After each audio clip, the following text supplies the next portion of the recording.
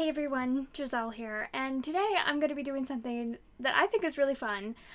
I'm going to give you...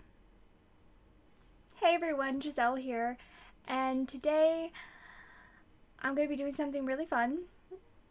I'm going to be giving you recommendations for Retellathon, and I'm going to be going over my favorite retellings and my least favorite retellings, giving you ones that I think you should steer towards or steer away from or whatever.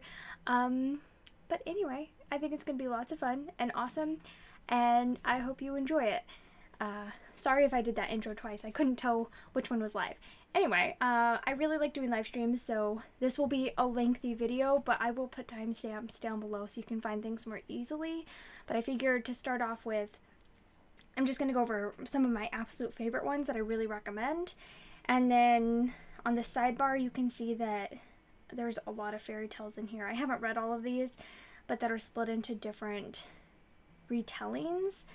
They're not all just fairy tales as well. Like, you can see, I think there's a couple that are in here as well. Like, Peter Pan is not a fairy tale. Anyway, any retellings count for Retellathon, so do with that what you will. But you can also check out my Goodreads, which is linked down below, and my list of all the ones that I've read with my own personal star ratings if you want to see that and not have to sit through the whole video. But I'm going to go in and give you a little bit of my thoughts on them and if I think you should pick them up or not. So anyway, let's get started. I wanted to start off though first with just talking about my absolute favorites that I really recommend. Hi Melody! Thanks for being here.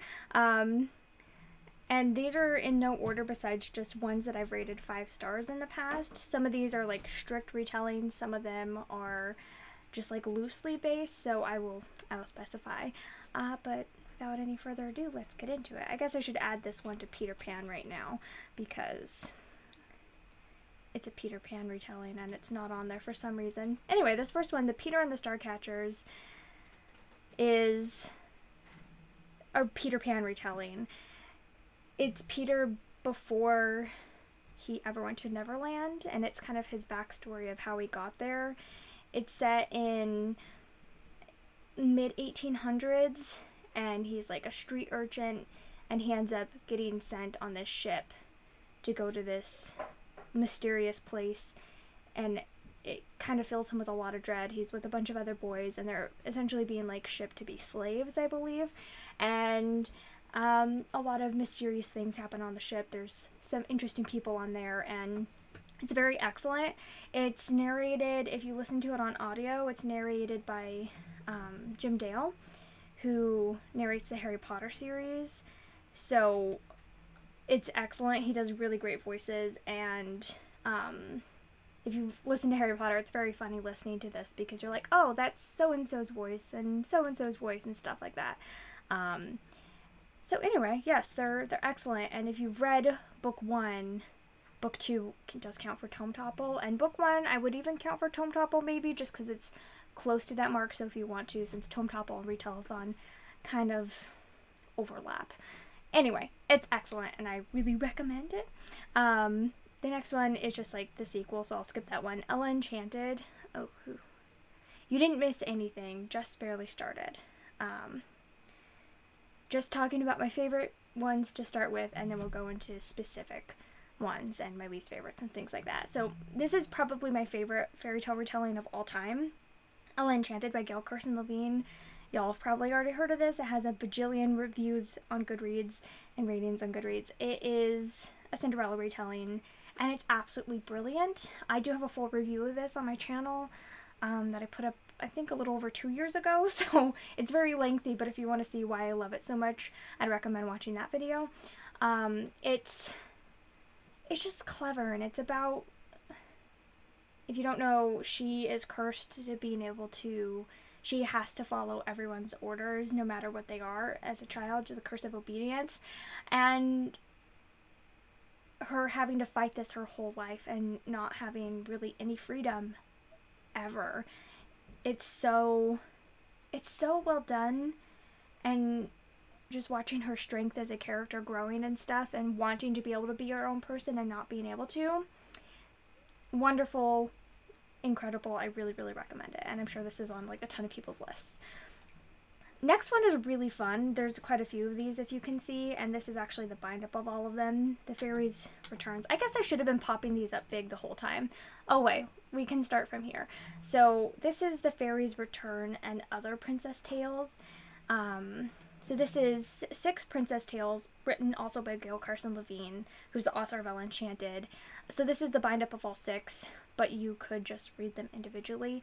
They're just really funny, very quirky, very short retellings. Each one is like maybe 100 pages with a few pictures and things like that on like very small pages. Like they're very fast to get through. Like maybe it will take you an hour, if that, to read. So each one is different. There is, I don't know if I can remember them all. The Fairy's Mistake, I believe, is a retelling of Toads and Diamonds, which is kind of a favorite of mine. The Princess Test is Princess and the Pea. Princess Nora and the Long Sleep, which is my favorite out of the collection, is Sleeping Beauty. Cinderella and the Glass Hill is a retelling of the Glass Hill, or the, whatever you would call it. It's saying that it's a Cinderella retelling, which it may be a little bit, but it's also, it like mashes the two very cleverly together. If you haven't read the Glass Hill, it's about this princess who is put on the top of a glass hill. Basically, whoever can like make it to the top like gets to marry her, and so all these like knights and princes and just general men are just like riding their horses up this glass hill and then just slipping down, and then this person comes riding out, runs up, like grabs like her scarf that she's holding or whatever for whoever can make it to the top, and rides away. And then it happens 2 more times, and like they don't know who it is, and finally it's revealed or whatever. So it's Cinderella is that character, but he's a boy and he is trying to go up the glass hill, and there's like magical horses. It's very fun. For Biddle's Sake is, I don't remember what this one is a retelling of. What does it say? Oh, Padaki. I haven't read the original of that yet, so I don't know how good of a retelling it is. And then the last one is The Golden Goose. I probably haven't read this collection in about 10 years, but I remember laughing and laughing and laughing during Princess Sonora and The Long Sleep. I really enjoyed this whole collection and would recommend them. So I have each of those like individually in here as well. And I personally want to reread the first 2 or 3 for Retellathon myself. This isn't technically a retelling. I mean, it sort of is. I think that any like illustrated work where the author's putting their own spin on it does count as a retelling. So in that case, any of the Baby Lit primers are really adorable, especially if you have kids and you want to just read them with them. They're primers specified on certain things. So this one, the Nutcracker, is a dancing primer. It's absolutely adorable. The illustrations are so sweet, and it just focuses on the different dances, and it has one like spinning and jumping and whatever. It's very, very cute, and I love the illustrations in it. If you look at Jennifer Adams on Goodreads, she has a ton of them. I haven't read many of them, but the ones I have read, I've really enjoyed. So there's a Little Women one. I think maybe I've read the Anna Green Gables one, I just never marked it. There's an Emma one, Secret Garden. There's a ton of them, and they're very, very sweet. So, the Little Women one is a playtime primer. The Anna Green Gables one is a places primer. So it's talking about the different places in Green Gables. And Emma is an emotions primer. That makes sense. Emma's a very emotional character. Nutcracker. And I know I've read a few more of these. I just haven't marked them on Goodreads. But they're very sweet and adorable if you want to get them checked out. You have the original Nutcracker book on your Kindle TBR. I've never actually read the Nutcracker. I've only ever seen the ballet like 8 million times. I love the ballet. Ooh, next. This may or may not be my favorite book of all time. It's definitely up in like the top like 3. Dealing with Dragons by Patricia C. Reedy. If you see my channel at all, you've probably heard me rave about this series forever and ever. I've read it like I think well over 30 times at this point. The whole series is wonderful. This is not a specific fairy tale retelling, but it does allude to a lot of fairy tales and ties them in very clever ways. And even just like phrases and stuff, it will tie in very clever ways. So, for example, in this first book, it mentions Cinderella, it mentions, oh gosh, Sleeping Beauty, it references Toads and Diamonds again, which is the one where diamonds and rubies come out of one girl's mouth and toads and lizards and snakes come out of the other girl's mouth because one is very sweet and one is like very bitter and won't help anyone. Like that's referenced. There's just a ton that are referenced, and it's very clever and witty. So not a specific retelling, but I definitely think you can count it. Book 2 mentions like Jack and the Beanstalk and like a jack of all trades. There's someone who's like very good at like everything and his name is Jack, and it just like references so many, it's hard to count them all, but the more I read it, the more I catch on to them, and it's just wonderful. They're just such clever books. That's why I love them. So that's the Enchanted Forest Chronicles by Patricia C. Reedy. There's 4 books in the series, and I love them all dearly, and definitely my favorite series. Amazing. Let's see, more Peter and the Starcatchers. Ooh, this one's a really fun one. I mean, all my 5-star ones are fun ones, obviously. Otherwise, I wouldn't have rated them 5 stars. So, this is The Strange Case of the Alchemist's Daughter by Theodora Goss. This is like a feminist retelling of the children of literary characters. So there's, it retells Dr. Jekyll, Mr. Hyde, Rappaccini's daughter, the strange, oh gosh, the Island of Dr. Moreau, Frankenstein, and Sherlock Holmes. It's really wonderful. I've read it twice now. It just came out a year ago, and it is so wonderful. I love the characters. I don't know, it's hard for me. It's one of those books that it's like hard for me to put my finger on what I love about it, but while I'm reading it, I'm just so absorbed and so just into it and just soak up every moment of it. It's absolutely delightful. It follows Mary Jekyll, and her father was murdered by a Mr. Hyde like 10 years ago. Her mother just died and they're out of money, and so there's been a reward out for Mr. Hyde, so she kind of wants to know if she'll be able to find him. And so then she goes to Mr. Sherlock Holmes to see if he can help her figure out what's going on, and it progresses from there, and it's really such a treat. And you don't need to have read the originals in order to enjoy this, but I think it does heighten your enjoyment. So I hadn't read a couple of them, books that this is based off of, like The Island of Dr. Moreau and Rappaccini's Daughter, the first time I read it. After I had read, and I hadn't read some of the other ones for a long time, like I haven't read like Frankenstein and Dr. and Jekyll since I was like in high school, so it's been like a few good years. Since I hadn't read those in a while, like I wasn't super sharp on them, but after reading The Island of Dr. Moreau and rereading this, it made it make a lot more sense and I enjoyed it better, so I do recommend it, but it's not necessary.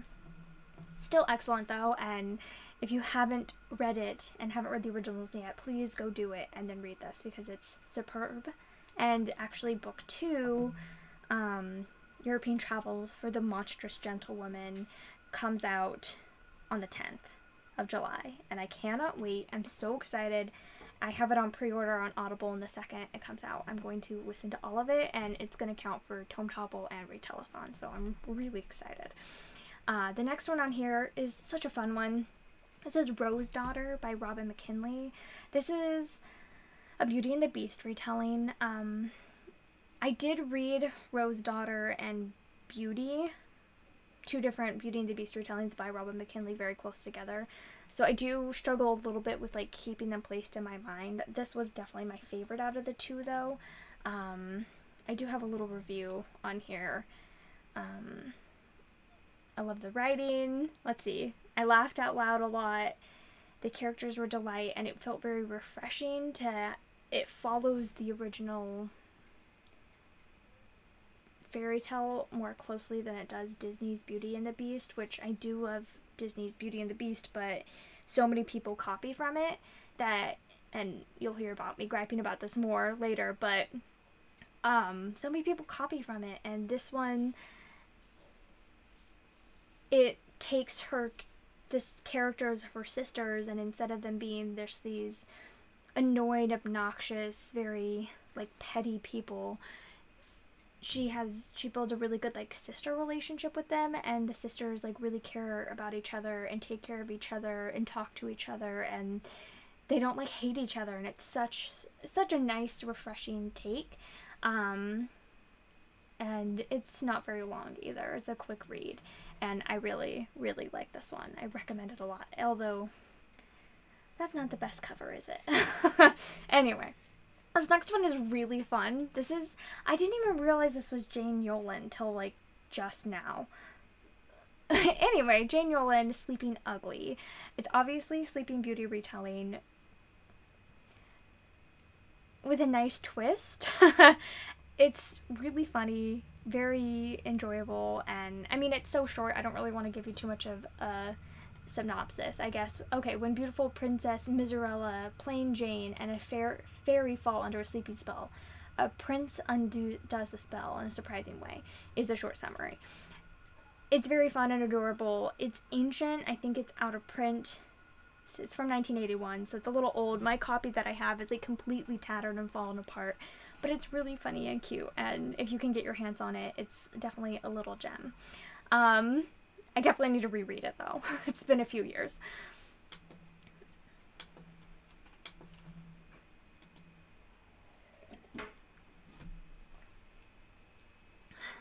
So The Perilous Guard by Elizabeth Marie Pope. This is a Tamlyn retelling. It's set in the 1500s. It's during Queen Elizabeth's rule, and these two sisters, one of them does something very like insulting to the queen, but she didn't mean to, and this sister ends up almost like taking the blame for it, or they just feel like this other sister is like a bad influence on this first sister whose fault it is, and who's just like an idiot. So they end up like punishing this other girl by sending her to, they don't want her to like be involved anymore in like potentially betraying Queen Elizabeth, so they send her off with one of the queen's like men to go live in this like far estate in England.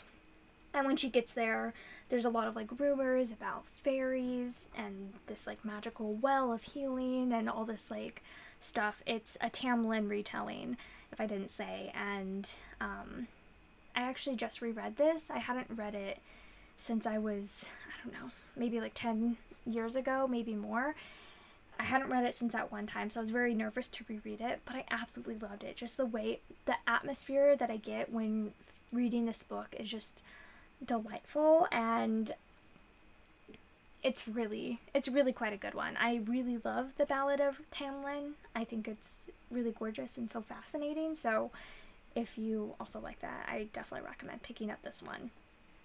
And it's a good one. Book of 1,000 Days by Shannon Hale. Ooh, I'm being a bad recommender right now, and I'm forgetting which fairy tale this is based off. I think it's the same fairy tale that The Bear and the Nightingale by Elizabeth Arden is based off as well. Is that her name? Anyway, ooh, I don't remember what it's called, but I haven't read the original, and I really need to do that. But I love this book. I don't know how accurate or good it is as a retelling, but as a book, it's wonderful. It's about a princess and her handmaiden. The handmaiden is Dashti, and the princess won't marry the man that her father wants her to, so he ends up locking both of them away in a tower for 7 years. And so it's all written through Dashti's journal entries while they're locked in this tower, but then strange things start happening outside of the tower. They've been like blocked off for so long, and I really, really love Dashti. she struggles so much with, like, not always, like, agreeing with the princess, but then also, like, kind of idolizing her, but then having to realize that, like, just because she's royalty, she's not always right, but then also having to respect her, and there's very much this, like, battle of wills that happens in this book. I just thought it was excellently done, and I really like Shannon Hale a lot. I think she does excellent books, and this one's just the same. Not the same, but she is another excellent one, and this is definitely my favorite Shannon Hale book. Thank you like a lady kitty. Sorry, my phone's going off. Okay, next one, The Rumpelstiltskin Problem by Vivian Vandervelde. This is 6, I believe, 6 Rumpelstiltskin retellings, just 6 little stories, so they're very short. Each one's like not even 50 pages, and it's just Rumpelstiltskin just told 6 different ways, sometimes with him being like the good person, sometimes with him being the bad person. There's always a different motive of why he wants that child, because that's always, I feel like, the most inexplicable thing in Rumpelstiltskin, is that why does he want this child? What is he going to do with this child? Is he going to eat it? Does he want to raise it as his own? Is he barren? Like, is he actually a girl? Like, why does he want this baby? And this one explores that, and there's always a different reason, and it's very interesting. I think I read this again about 8 or 9 years ago, so it's been a hot second. This is another one that I really want to reread for Retellathon. I'm really excited to reread it, though, and I just loved it when I read it. I thought it was fascinating. When I was reading it, I was doing a lot of research on fairy tales at the time and different retellings, and so when I read this, it was just like such a gem to find, because I was like, oh, this is 6 rolled into one, and it's so interesting to watch, like, one person do that and get all their different opinions on why Rumpelstiltskin really wants that baby, because it's, like, so inexplicable sometimes. Okay. So next are some picture books. Let's just talk about all the picture books right now, because there's a ton back to back in here. I really love them. So let's talk about them. All right, first one, Baba Yaga, and I always say her name wrong. Vasilisa the Brave. Anyway, this is illustrated by K.Y. Craft, who I think maybe my favorite illustrator of all time. And it's written by Mariana Mayer. But really why I love it is because of K.Y. Craft. This is another one that I read when I was doing my research for fairy tales, and I remember when I read this, it just made me want to, like, draw all the illustrations, and I did end up drawing her face a lot because, again, K.Y. Craft is so beautiful in her illustrations. And really, I'd recommend anything by K.Y. Craft. I have, like, several more pulled up by her, but anyway, it's just, I don't know, like a 40-page picture book of Baba Yaga, and I actually really want to read more Baba Yaga retellings because she's such a fascinating character. Anyway, what more to say? Here's another K.Y. Craft. K.Y. Craft, this is written and illustrated by her this time, Cinderella. I just love her so much. The best thing about her illustrations is just that they absolutely glow, and when you see them in person, you'll understand what I mean. I have several of them, but just like the way, like, she uses a lot of gold in her pieces, and it's just absolutely stunning. I haven't read this one in a while. I really need to reread it.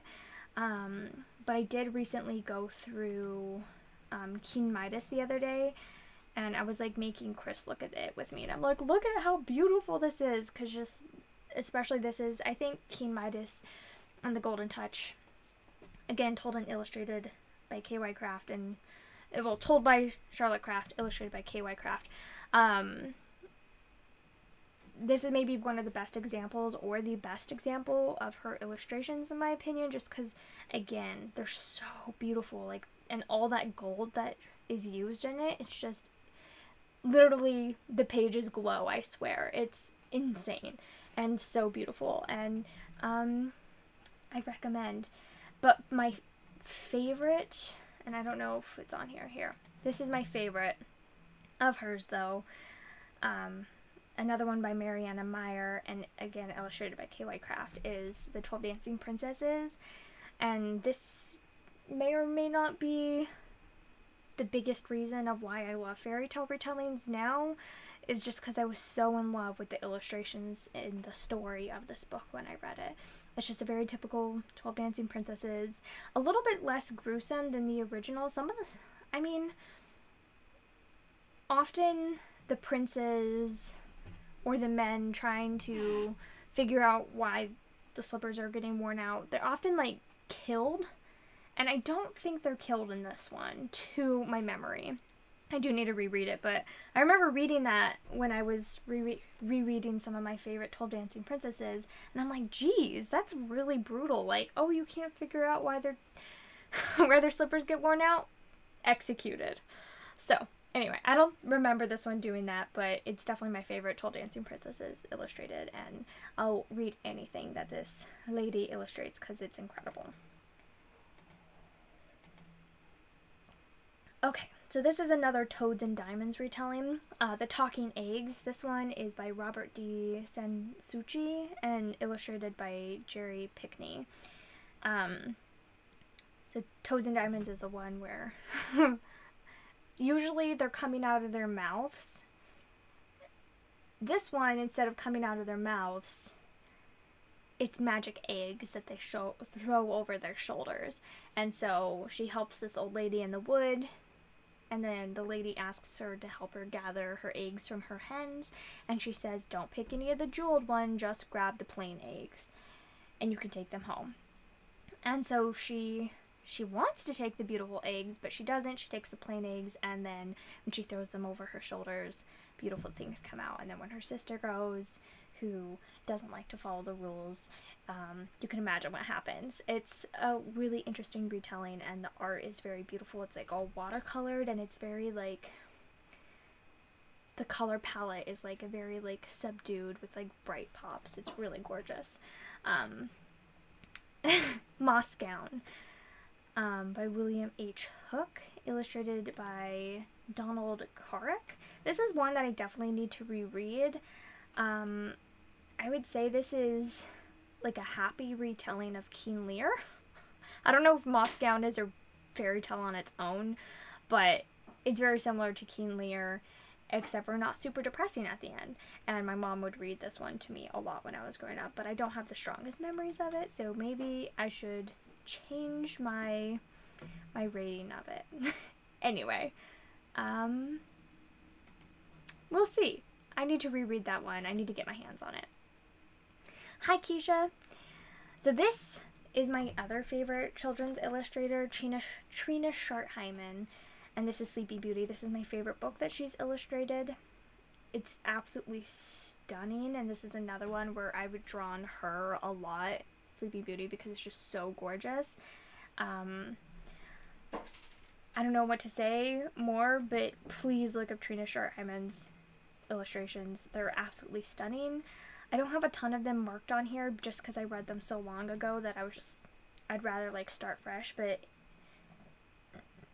anything that she's illustrated is beautiful. She even did covers for Dealing with Dragons and Searching for Dragons, the old original ones. Did the front of Midwife's Apprentice, and a lot of them she's just been illustrator for the cover of. I didn't even realize that she illustrated Matilda Bone, but that makes sense. So anyway, it's always so fun to go see what like illustrators have illustrated the front of, but I know I've read The Kitchen Knight. I know I've read quite a few of these, but I just don't have them marked on here, but that was always my absolute favorite. I know I've read Keen's Stork. That one was an interesting one. I need to find these though. A lot of these are out of print because they're so old, but I need to get better at collecting them and being able to read them.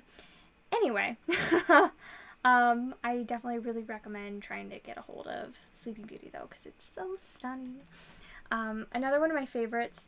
I don't know if this one stands up quite as well. I did reread this a few years ago and I gave it 5 stars, but like I think one of those stars is definitely probably nostalgia. Princess Furball by Charlotte Huck and illustrated by Anita Lobel. This is a retelling of Donkey Skin or Wolf Skin or whatever you want to call it. I think Donkey Skin is the original though. This one though, she ends up like, her father's trying to marry her off to this like troll essentially, this princess, and she, or maybe she's just like a wealthy like landowner's daughter. She doesn't want to, so she comes up with, she's like, I'll marry him, but first I want the 3 most beautiful dresses in the world. One that like shines like one that shines like stars, and one that glows like the moon, and one that glimmers like the sun or something. And so then he ends up agreeing and they get them made. And then she's like, okay, I'll marry him, but first I want a coat made of pelts from like all over the land of one of every kind of animal. And so then they end up making this coat, and she's like, okay, I'll marry you, but first I want this. And finally they're like, okay, you've had all these things, now you have to marry him. So then she ends up running away and becoming the kitchen maid in this other palace. And she's dressed in her big coat all the time, and they call her Furball. And I don't know, it's fun. I really like Anita Lobel's illustrations. It's kind of weird. They're kind of really quirky, but very enjoyable, and it's a fun retelling and a fun illustration. I like it. So moving back to some more traditional books now. Not picture books. The Case of the Missing Marquess by Nancy Springer. The first book in the Enola Holmes mystery series, if you can conjecture from the series title. This is a Sherlock Holmes retelling. This is Sherlock Holmes and Mycroft Holmes' little sister, who doesn't want to, after her mother goes missing on her 14th birthday, and her brothers tried to send her off to finishing school where she doesn't want to go because her mother was maybe not a suffragette, but definitely leaning in that direction. And she doesn't want to have to go be forced into corsets and all these things. And so she ends up running away and kind of making her own fate. It's really, really good. It's really incredible. I actually just reread this whole series this year, and they're phenomenal. Book 1, I don't think is as good, and neither is book 2, but from there they are. I mean, book 1 and book 2 are still like 4-star books for me, and actually after rereading book 1, after reading the whole series, I loved it even more because there's so much like foreshadowing and stuff that I was like, holy frick, like that was really well planned. And so actually I did bump up my rating of this when I reread this year, because I was like, wow, that was astounding. But it's really, really good, and I really recommend this whole series. So there's 6 books in the series. My favorite is definitely probably, I think, The Cryptic Crinoline. And my absolutely favorite part of this book, not to give too much, but I think I wrote it in my review or in my thoughts or whatever, is that Florence Nightingale calling Mycroft Holmes a misogynist was incredible. They're really, really good though, and super feminist, and really well researched, and really historically accurate. If you hear that squealing sound, by the way, that's just my fridge. It likes to scream when it gets overheated. Hi Diana. Hi Libby. Yes, you do gotta love well-planned series, and that one's done really, really well. I love it. It's incredible. Okay. Now we're getting into 4 stars, but I still love them, so I'm still gonna go over them. Well, this one's still a 5-star. The Secret Diary of Lizzie Bennet by Bernie Sue and Katie Rorick. If you haven't seen the Lizzie Bennet Diaries, please do. It's incredible. I don't think this should be read without having watched that. 100% no, but this is a retelling of Pride and Prejudice. And I haven't read The Epic Adventures of Lydia Bennet yet, but I just read this year, and I loved it. If you've seen that... My chair's squeaky, sorry. If you've seen that web series, it's wonderful and amazing, and I don't think this is necessary, but it adds a lot, and you get a lot more backstory on things that she's not obviously not going to tell her audience because, you know, privacy. So you get a lot of that, and I just thought it was so good. I loved every second of it, and I think it adds a lot, but you don't need it to enjoy the TV show, but if you want that little bit extra, it's here for you. Ooh, this is, okay, let me talk about book 1 in this series first. Okay, so book 1, Grounded, The Adventures of Rapunzel by Megan Morrison. This is the first book in the Time series, T-Y-M-E, and this is obviously a Rapunzel retelling. Very different than the Disney movie, which I really appreciate. It's just a really fun, it says The Adventures of Rapunzel, it definitely is. It's like an adventure quest this whole time, and Jack and the Beanstalk, and I really enjoyed this when I read it. I did feel like it was a little bit mature, so I would maybe say recommend for children like 12 and up. I'd say it does bring up the where do babies come from talk and stuff like that, and there were some other like more gruesome scenes, so maybe use your judgment, 10 to 12 and up, I would say. 10 to 12 and up. Sorry. Enunciating's hard. But this is a really good one. But what I absolutely loved was book 2, Disenchanted, The Trials of Cinderella. This is a diverse, middle grade Cinderella retelling. I think I love it almost as much as Ella Enchanted. I was just astounded when I read this. It talks a lot about like workers' rights and stuff like that as well, and what it's like to work in like a factory and getting like rights for factory workers and things like that. And she's like very like politically minded and like learning as a child like what's going on in the real world and what she can do to like try to help that, and it's really good.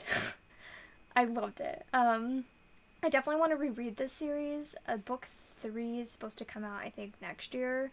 I've been waiting. I read this over a year ago. I read it like a year and a half ago, and I cannot wait for book 3. So I think right before book 3 is about to come out, I think I'm going to reread these first 2. I was thinking of maybe getting to them for Retellathon, but I don't think I'll have time since I'll be reading mostly tomes during Retellathon. But this is an excellent, only duology right now if you just like want to like pound through them, and I really enjoyed the narration as well. Her mother dies working in a sweatshop, if that gives you an idea of what it's like, but it's really, really incredible, and really recommend them. So now getting into 4 stars, but ones that I still really enjoyed.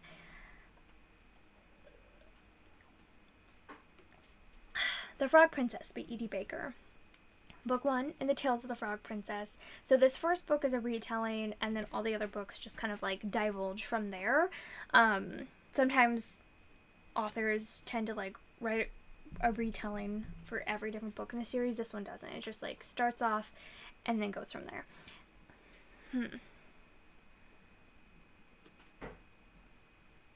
I haven't read it. I have not read A Discovery of Witches.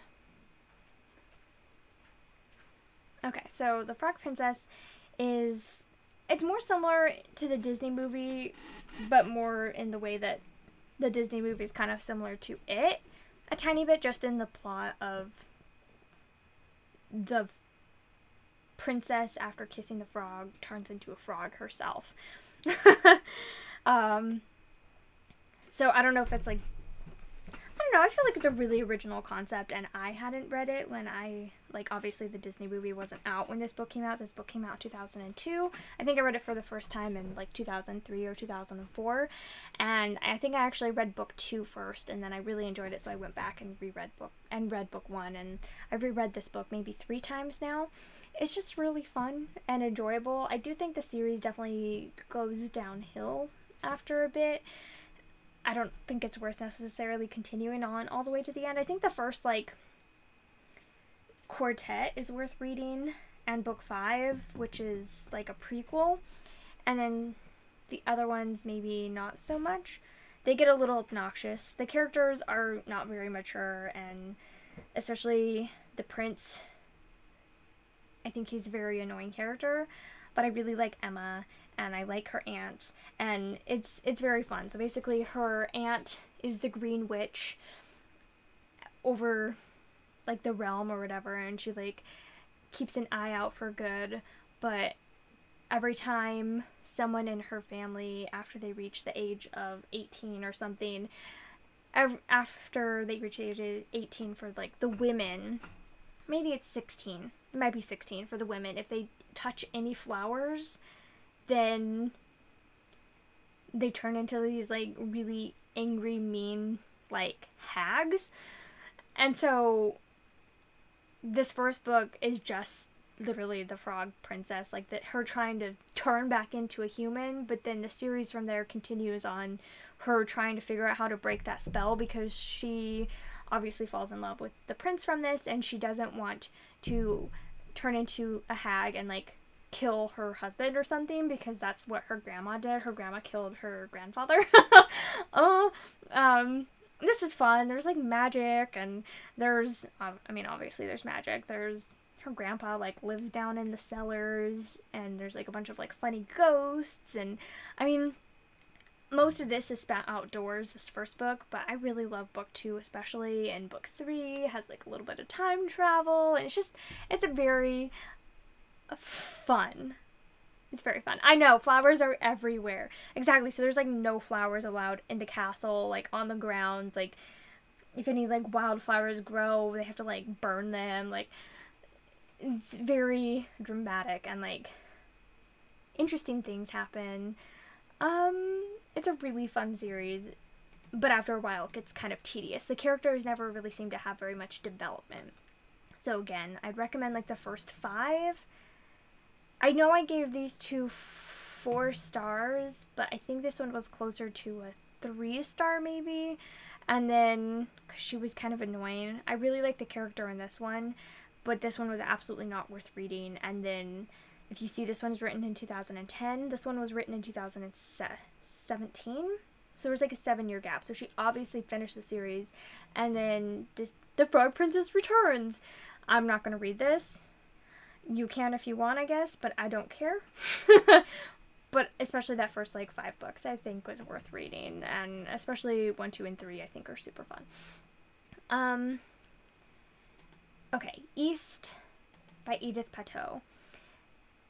This is, apparently they're coming out with a sequel. I think it's called West, and it's coming out soon. Let's see, when is it coming out? October. After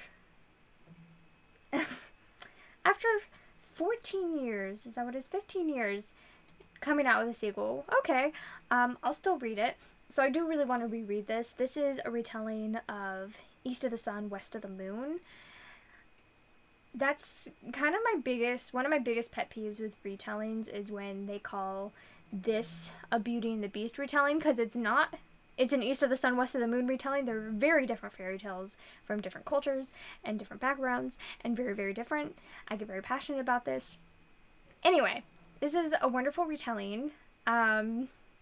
It's very fast. If you want to pick this up for Tome Topple / Retellathon, it is over 500 pages. It will take you not very long to read at all. A lot of the dialogue, I could go grab my book. I have a copy out in the other room. A lot of it, whenever it does like alternate points of view. So whenever you're reading from like the bear's point of view, he's not quite there. And so it's like very broken, very stilted sentences, and it's just like a lot of it are just very short little chapters. So it's a quick read. I think the audiobook of this, even though it's a 500-page book, is only like 10 hours, when typically that's maybe a 300 to 350-page book. So it's very quick-paced for how long it is, and wouldn't take you much time at all. So if you want to read that for that, you totally could. And I recommend it. Basically, a bear comes, her family is like really, really on the edge of like starving almost, and a bear comes and he says, if you come with me, I'll provide for your family. So then she ends up going with him. He takes her to his castle where there's like trolls as servants, and every night he comes and lies in her bed. Like, he never touches her, but he just, like, lies in her bed every night, and the one rule is that, like, she's not, like, allowed to look at his face. And, yeah. I mean, I want to reread this one, but I really loved it, and I don't know. It was one of my favorites when I was younger, and it always makes me sob. They probably say it's a Beauty and the Beast retelling because most people don't know East of the Sun, West of the Moon. That's no excuse. I keep meaning to read other Edith Patel books, only if we've only read Hero Song. I think I read Hero Song, but I don't know if I actually ever finished it, so I don't think I have it marked on Goodreads that I've read it. No, I think I read, like, part of it or most of it, and I was just like, when it, like, I don't know, like 12 years ago or so. This has been a while. Anyway, I love this one. I really want to reread it. Hopefully, I still think it's as good as I did when I was younger. That's the hope, right?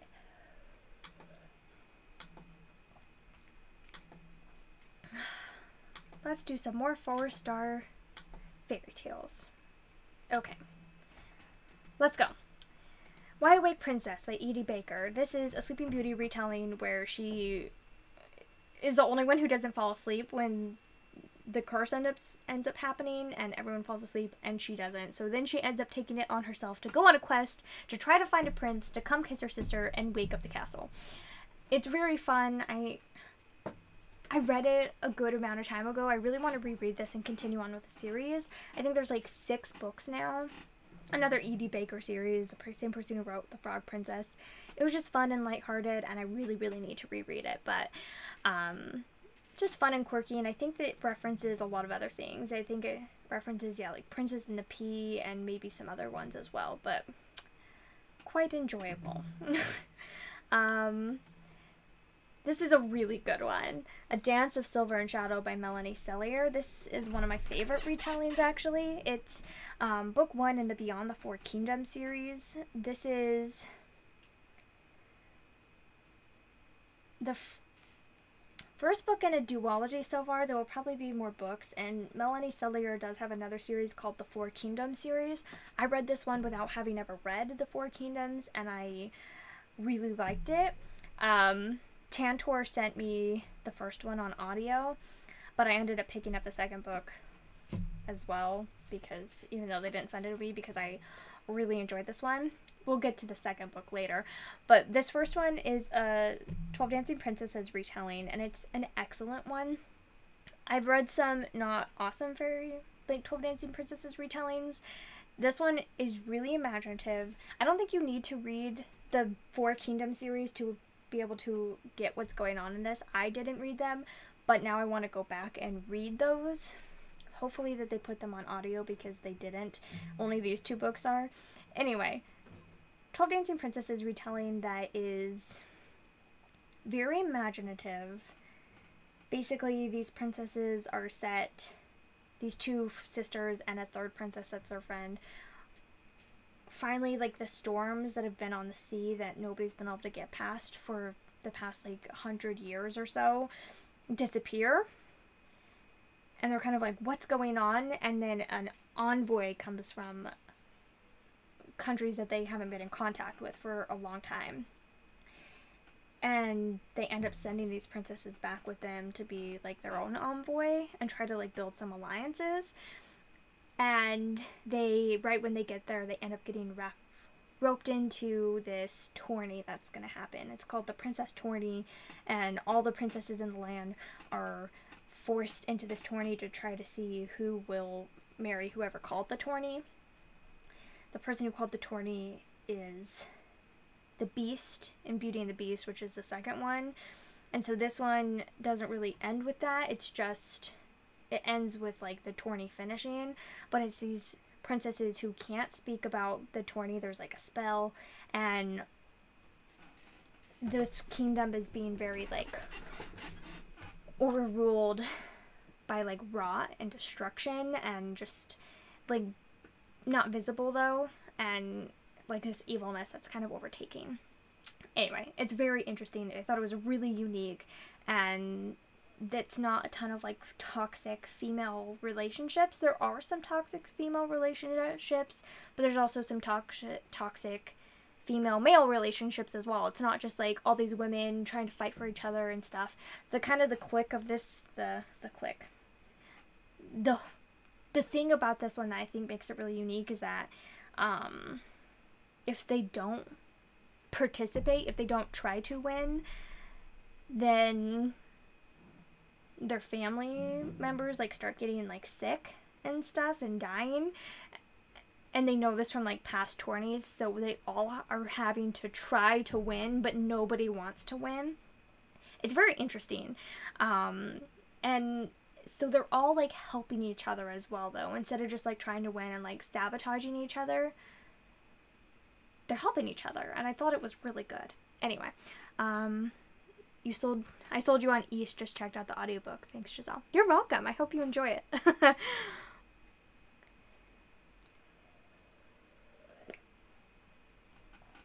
I really hope you enjoy it, because I haven't read it in a while, but I've read it like 3 times and I loved it all those times, so I hope I love it still. Anyway, this one is an excellent one, but I guess I'll just talk about number 2 right now really quickly because I'm here. I didn't like it. You may, but I didn't. It's A Tale of Beauty and Beast, which just is like the most generic and boring name ever for a Beauty and the Beast retelling. A Tale of Beauty and Beast. I wonder if that's a Beauty and the Beast retelling. Anyway, so Beauty and the Beast retelling. It's insanely derivative of the Disney movie. Basically, if you've seen the Disney movie, there's no need to read this book. It's like almost scene for scene exactly the Beauty and the Beast movie. There's like a couple things that are slightly different, but it's so close. Like 80% of the content in this book is just the Disney movie, which really irritates me because the Disney movie doesn't even follow the original fairy tale that closely. So if you are reading a Beauty and the Beast retelling, it's pretty easy to tell if the author was very heavily inspired by the Disney movie. And this one definitely was, like, to the point where she has a golden dress with her hair half up, half down, like, curly hairdo. Which, I know it doesn't look super close to the movie in this picture, but when she was describing it in the book, I was just like, that is the Disney movie. What's going on? Anyway, the thing about this book, though, the thing that really, really irritates me about this book is that all the parts that aren't just copying the Disney movie are really imaginative. They're really interesting, very unique, and really like played off of the world that was built in book 1 and just continued that and kept on building like the magic and the lore and all the stuff for the world. All the part that wasn't just like a direct ripoff of the Disney movie were so good. I loved like the first like hour or 2 hours of the audiobook that I listened to of this, and then just like the further I got, I was just like, nope.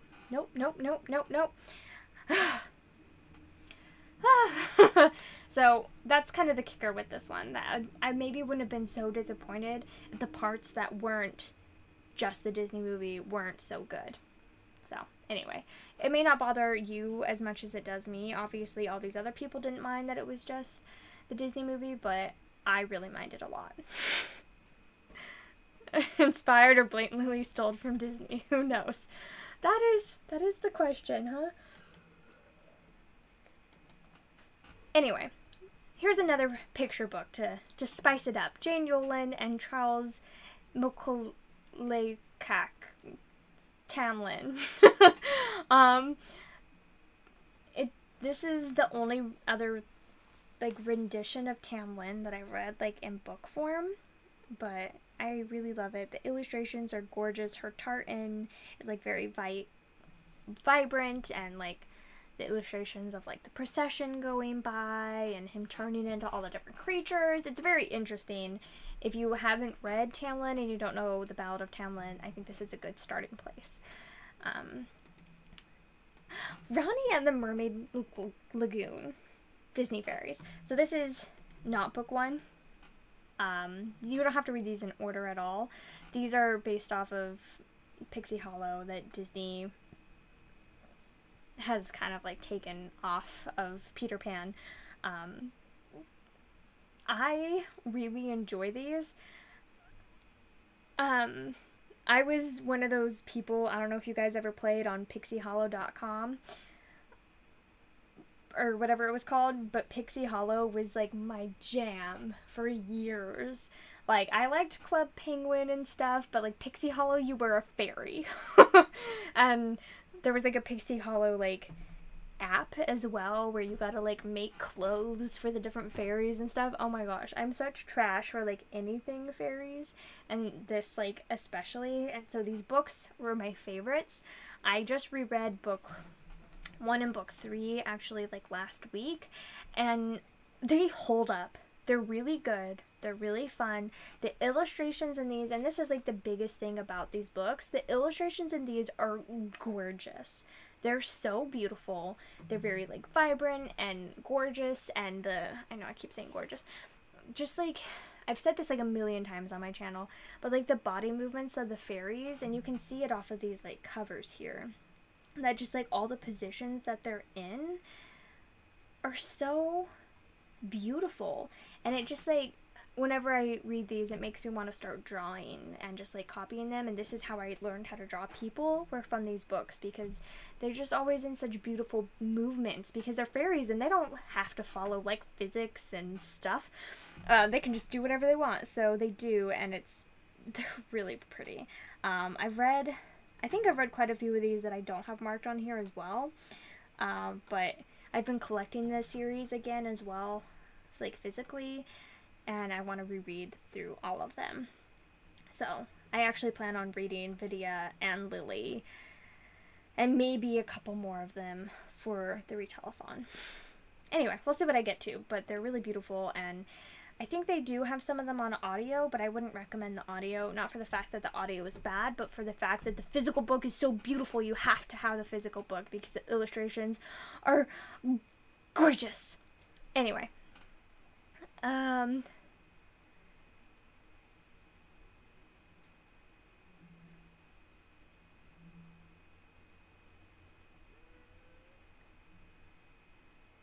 oh, you guys are so cute. Thanks.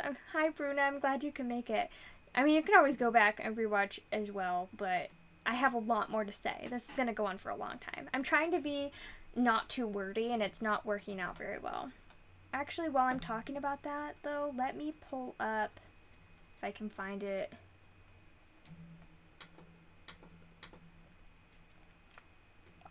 In the same vein as the Pixie Hollow series, Gail Carson Levine, Fairy Dust, and the Quest for the Egg.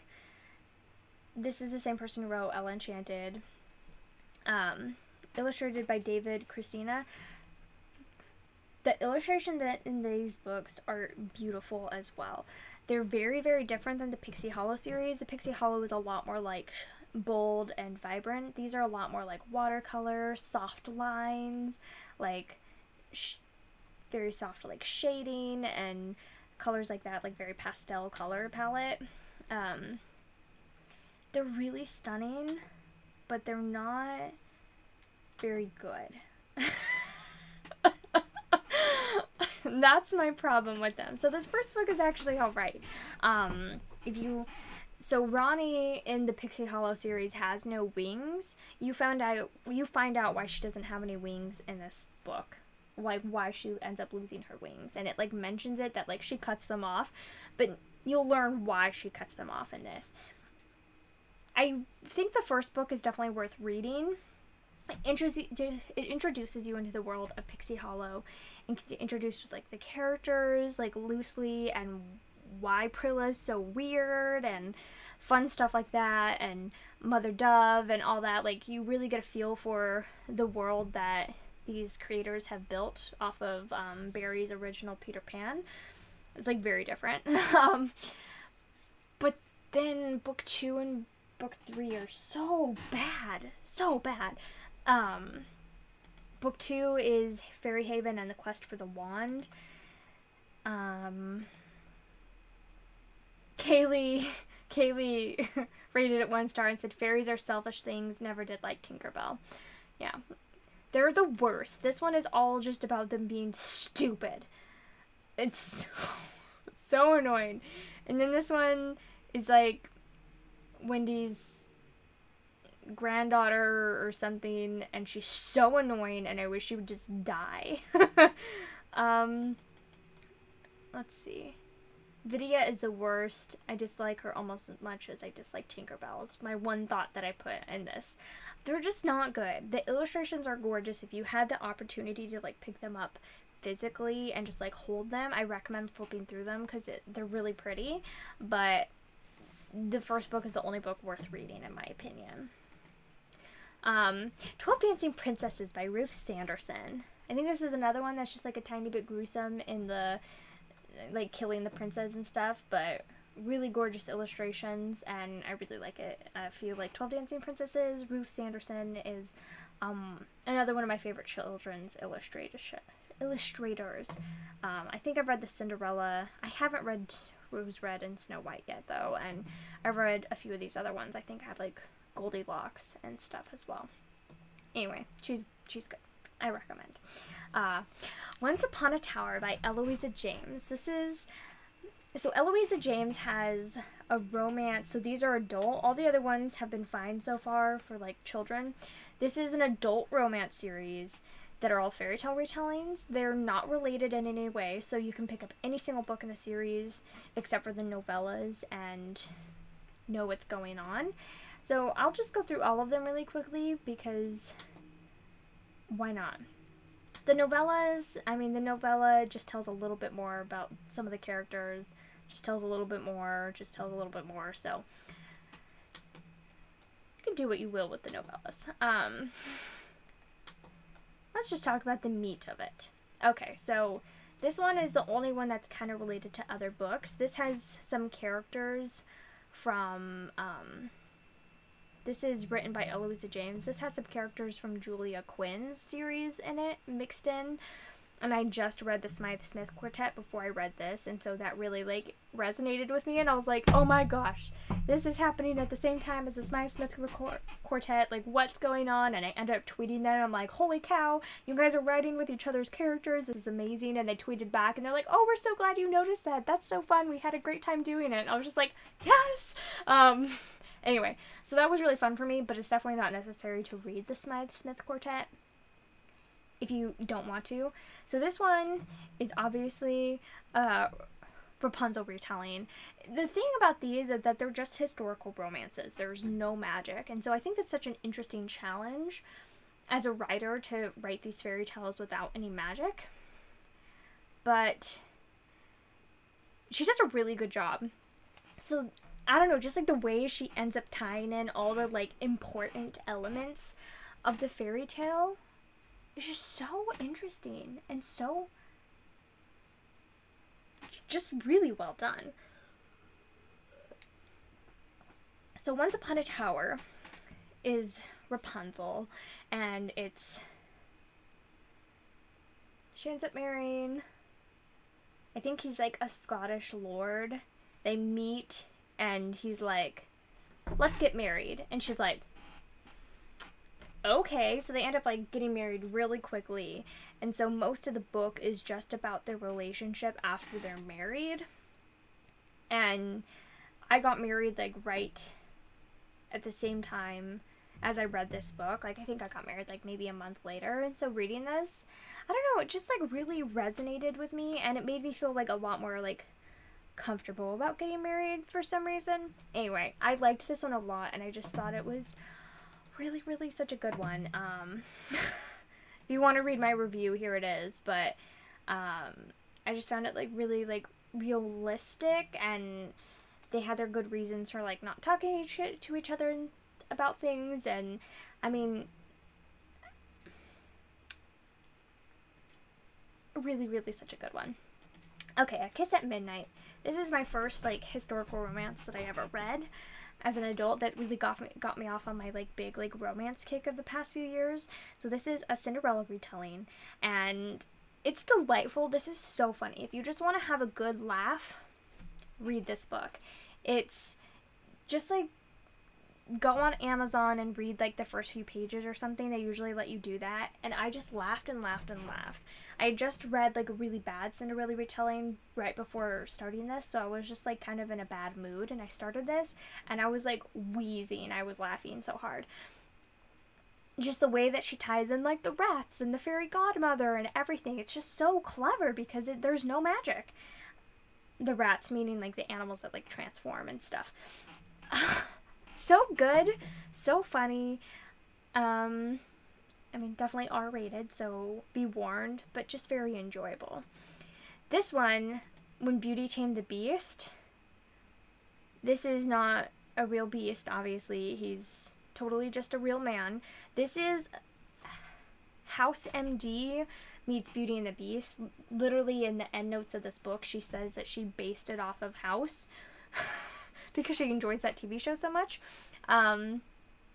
It's about like a doctor who has like the leg impediment and is like always in pain and stuff, and basically the beauty in this one, Lynette, she ends up having like a flirtation with like a lord or a prince or someone, and then he ends up like, they don't end up doing anything, they don't end up having sex, nothing, but everyone like assumes that they did, and then when he ends up like leaving or pulling away from her, the whole like town like goes against her, and they're like, she's pregnant, look how her belly sticks out in that dress, blah blah blah, and they're all like criticizing her, and she's like, it's just my stomach, jeez, like really guys, please. And everyone's like judging her, and her father's like, you're ruined. He's like, even if you didn't do it, you're still ruined, like sorry. And she's like, but I didn't. And he's like, okay. He's like, I believe you, but let's get you married off to someone, okay? And she's like, okay. So she ends up going and is like sent off to like be the bride of this like guy who won't like deal with humanity or anything. It is a great show though. I love House. One of the few TV shows that I've watched like start to finish. And I actually think I just like finished watching House like a few months before I ended up picking up this book, which also made it really fun. I was like, holy frick. Anyway, just really enjoyable, very imaginative, and again, really funny. I really like this one, and I actually really, really want to reread this book.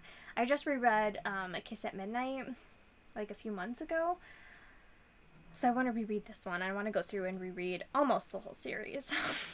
So book 3 in this one is A Princess and the Pea retelling by Eloisa James. Again, The Duke is Mine. This one is fun. Again, it's just so clever how she ends up like drawing all the different like fairy tale elements in. Yeah, I don't think I left any thoughts on this one. But even like the mattresses and like the lump under the bed and like everything, it's just like, it's so interesting. Anyway, I don't remember the storyline of this one quite as well as I do some of the others, which is again why I want to reread it. But I was just so charmed by it. And I really liked the characters, and I thought they were very like relatable. They like felt like real people. Anyway, I like this one a lot. I like all of these for the most part, except for The Ugly Duchess by Eloisa James. This is the 4th book in the series, and it sucks a lot. This is The Ugly Duckling retelling, and it's basically about this couple who end up getting married, and on their wedding night, he can't perform. He can't perform. And so instead of just like leaving and talking to her about it the next day and like figuring out what they can do, he ends up running away in embarrassment, joining the Navy, and like never faces her again. So he's on that ship for like 3 years. She never sees him again. She's like, okay, my husband just left me. All right then. And then he ends up, after 3 years, his ship ends up getting like attacked by like a pirate ship or something. And so then he becomes like a pirate. And ends up like cheating on his wife, having affairs with like a ton of different women out at sea. His wife thinks he's dead. She hasn't heard from him in like 7 years now. She's about to like put in and like announce his death, because since he's been missing for 7 years, she can proclaim him dead and like finally move on with her life and like try to find like a new partner if she wants to, or just stay single or whatever she wants, but like finally be able to be her own person again.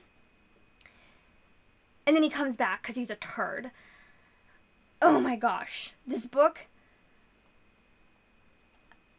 really, really, really, really, really made me furious. I hate this book so much. I don't understand how Eloisa James could write this book. All her other fairy tale retellings are so clever and so fun and such likable characters. And then this is just like a flaming garbage pile. It sucks so much. House is on your to binge list and also on your to buy list. You're waiting until you buy a disc to binge watch them. I know they were on Netflix before. Are they not anymore? Wow, joining the Navy is a bit of an overreaction. Take a chill pill. If you leave me, you can stay gone. Ain't nobody got time for that. Exactly. Like, and she just... Oh my gosh, it makes me really mad, especially the fact that he, like, goes and, like, because he couldn't perform that one night, and then he goes and cheats on his wife for, like, 10 years? Like, what the frick? No.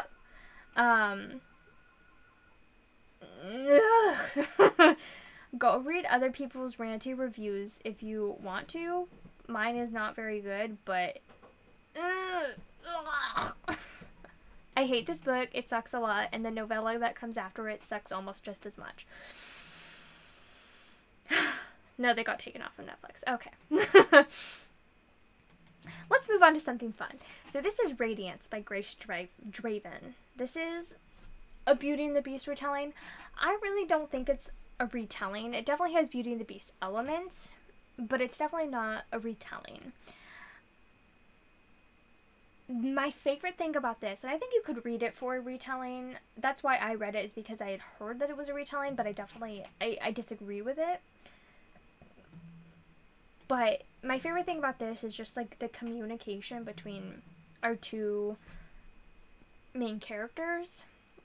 Neither one of them want to marry each other. They're both kind of being, like, forced by their families, like, politically. It's all politics of why they're forced to marry each other. They're two different races. This is, like, something that, like, has never really happened before. He could very easily kill her. He has, like, claws, and he could, like, almost vampire-esque in, like, his, like, strength and movement or whatever, but... And they both think each other is really hideous, which is kind of the thing as well, is that he's really gorgeous in his society, and she's really gorgeous in her society, and they both think each other are disgusting to look at. She thinks he's so ugly and disgusting. He thinks her eyes look like little bugs floating around, and, like, they just think each other are so ugly and horrible.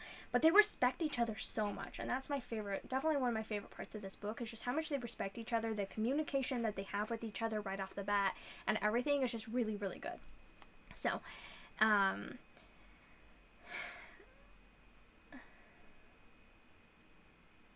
anyway, it's a good one.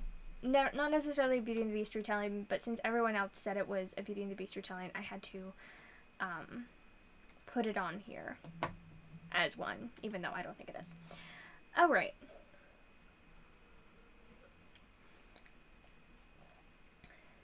Let me see if there's any more that I should talk about. It's not on here for some reason.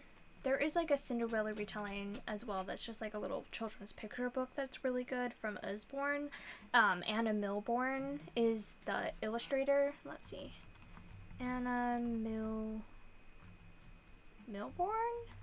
Is that her name? Is that her name? Milbourne Books? Cinderella. I'm gonna find this for you guys really quickly. Peep Inside a Fairy Tale Cinderella by Anna Milbourne. This one's $40. Maybe don't buy it through Amazon, but it won't let me get it big anyway. This is a really cute, like, 6-page long, like, fairy tale like cutout board book, and it's really, really, really gorgeous and sweet. And I really recommend it. It's beautiful, and the way the cutouts are placed are really gorgeous. Really, really good. Alright, let me just try to skim through some of these other ones before, like, wrapping up my favorite ones. Okay, let's see. What have I not talked about?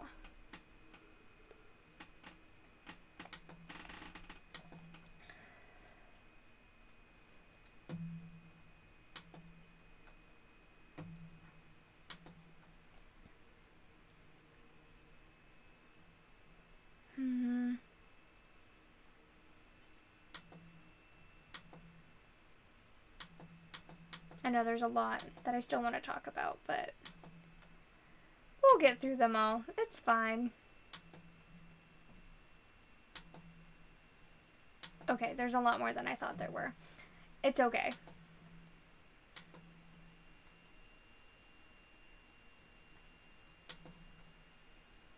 Okay, there's a lot. I'm sorry. This is a peep inside Beauty and the Beast. I don't love it as much as the Cinderella one, but it's still really cute.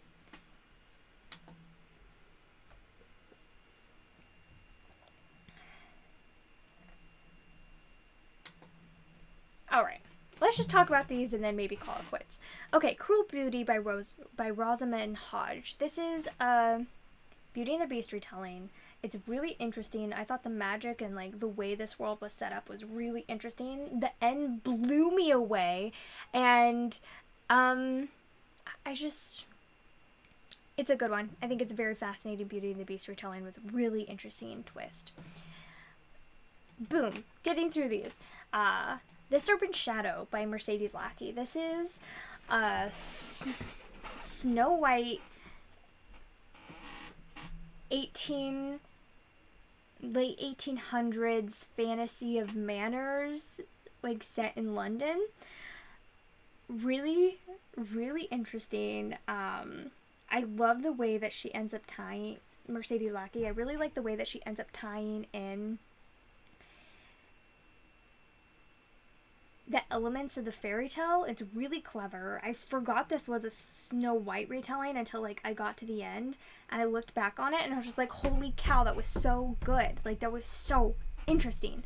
And I really, really am such a sucker for magic or paranormal stuff in like late 1800s London. Such a sucker for it. I will read anything that has that, like Sorcerer to the Crown, by Zencho, like Soulless by Gail Carriger, anything like that I adore, and this one was a really good one.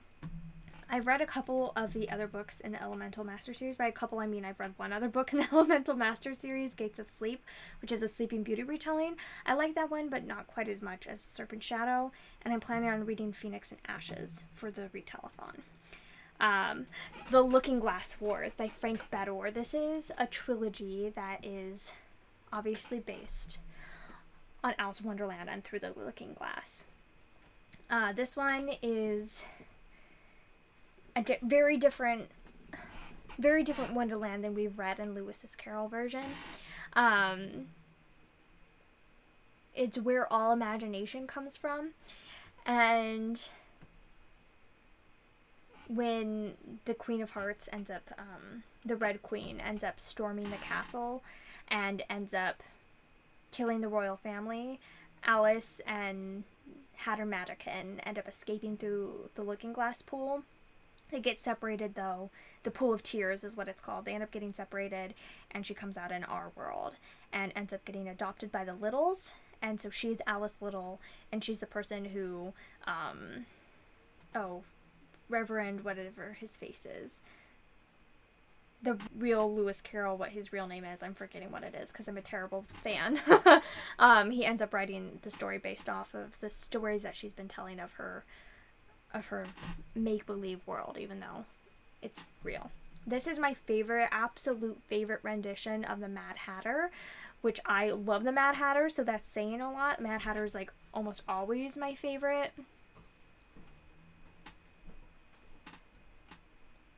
Like character in Alice in Wonderland retellings and renditions, and this is my favorite one, so if that tells you anything, I love Alice in Wonderland, in case any of you aren't aware. You must be new if you don't know that. This is such a good trilogy. I've read all 3 books now, and I really recommend it. It's very solid and really enjoyable. I love them. This is super good. Anyway, in case you were wondering, book 2 is Seeing Red and book 3 is Arch Enemy. I haven't read all the other things. There's a Hatter M series that's a graphic novel series. I haven't read that. I've only read the first book. It does like reference like Bram Stoker, and it's about like Hatter in our world trying to find Alice, Alice of Wonderland. It's really good. Anyway, you love Mercedes Lackey. You love that the Sherlock Holmes is in the newer ones. Charles Dodgson. That's right. Okay. Thank you for that, Diana. I was blanking on it. I knew it, and I was just like, I can't even remember right now, so might as well not even try. Anyway, I didn't know Sherlock Holmes is in the new ones. I need to continue on, because I really enjoyed the 2 that I read. They're good. I really liked how the fairies were done. I really like how the fairies were done in the Sleeping Beauty one. And Keisha says that she hasn't read Crimson Bound yet, though. Hopefully you will this year. I really, really, really didn't like Crimson Bound. I think it sucked.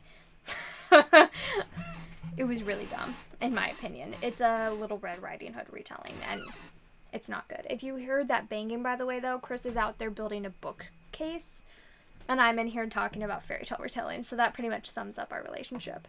I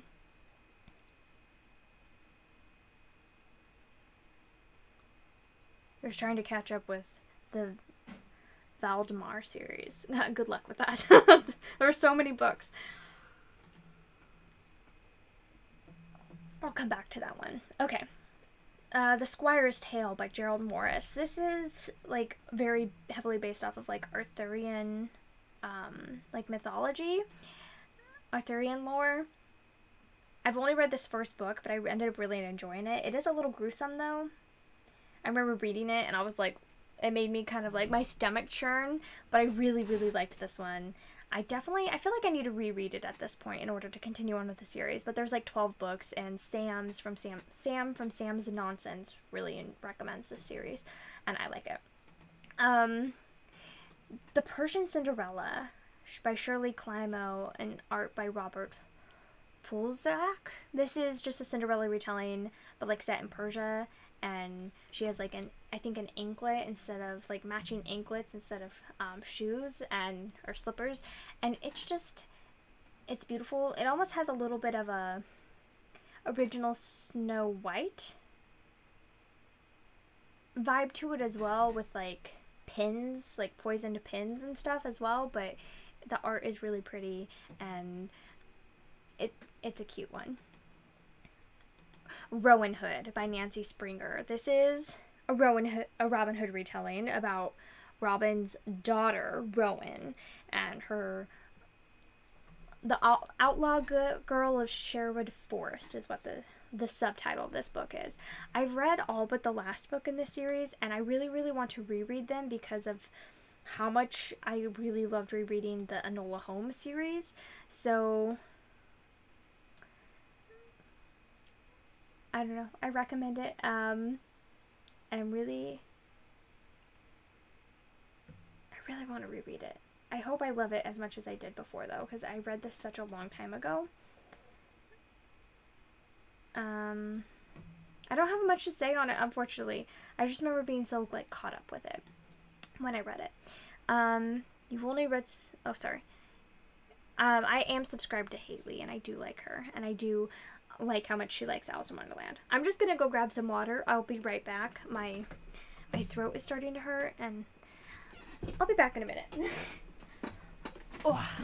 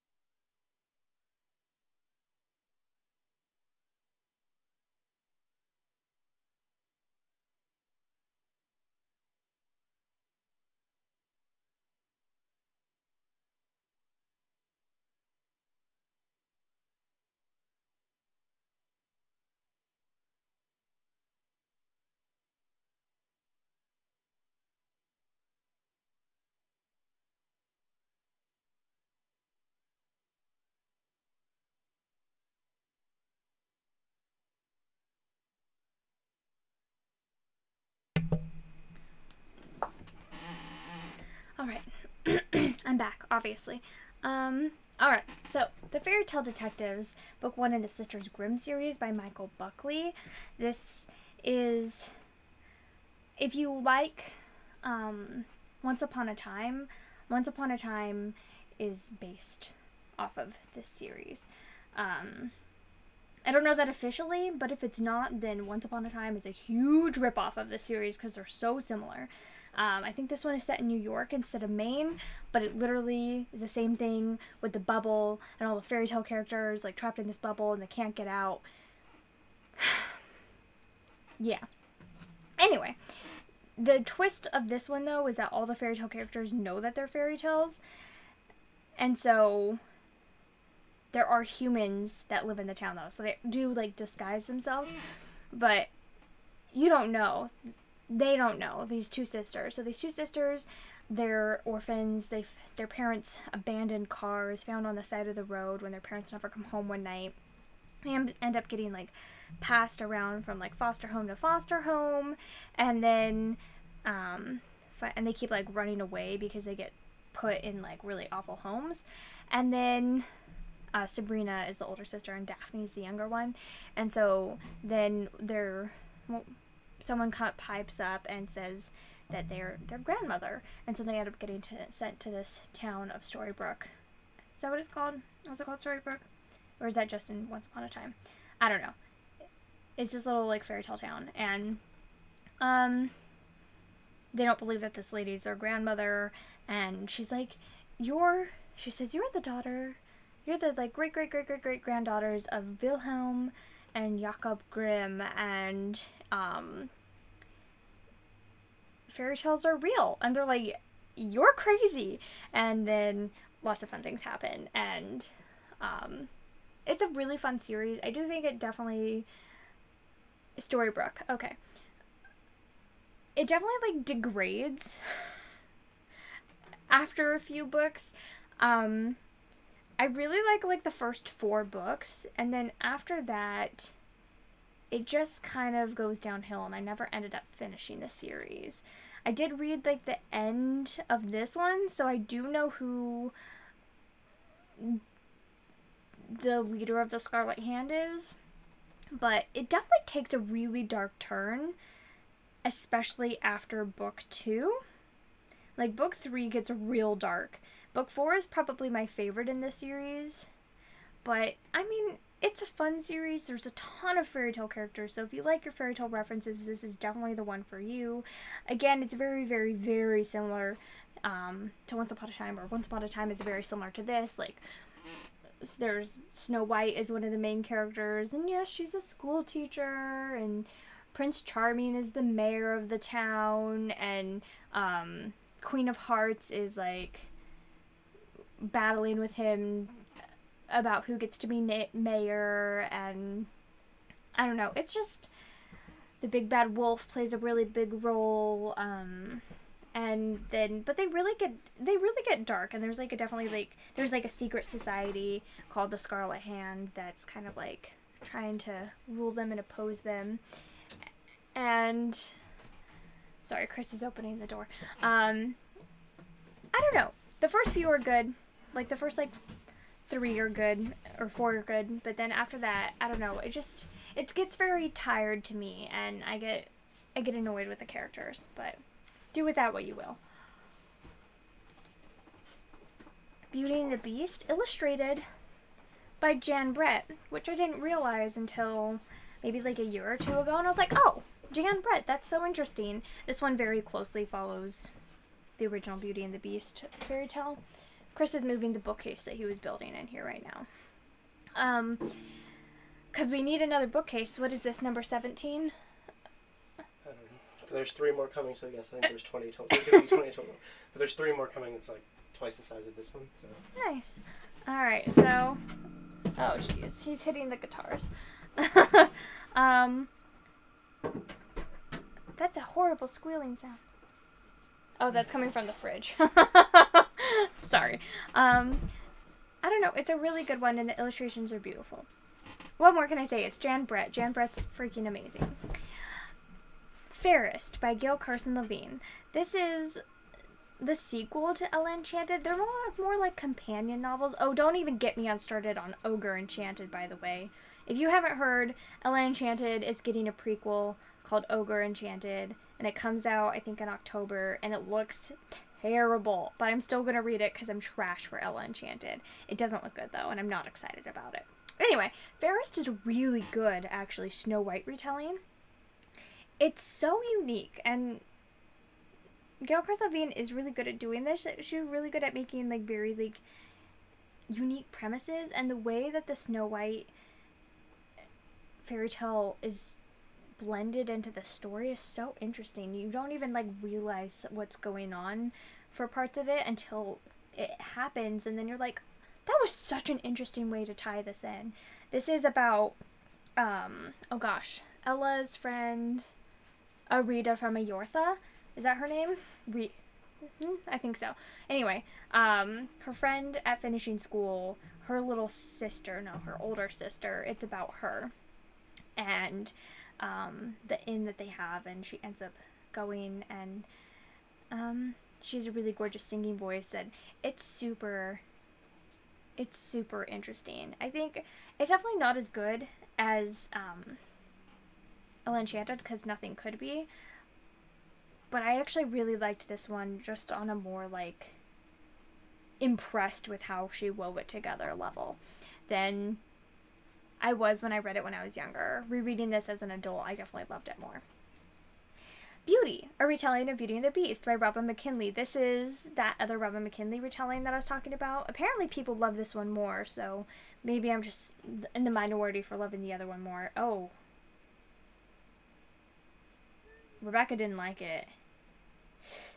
Anyway, I like this one a lot. Again, I get this one and Rose Daughter mixed up a little bit in my mind, so I need to reread them again, like, not super close to each other, like I did the first time. But Robin McKinley's just a really good writer. I really like her voice.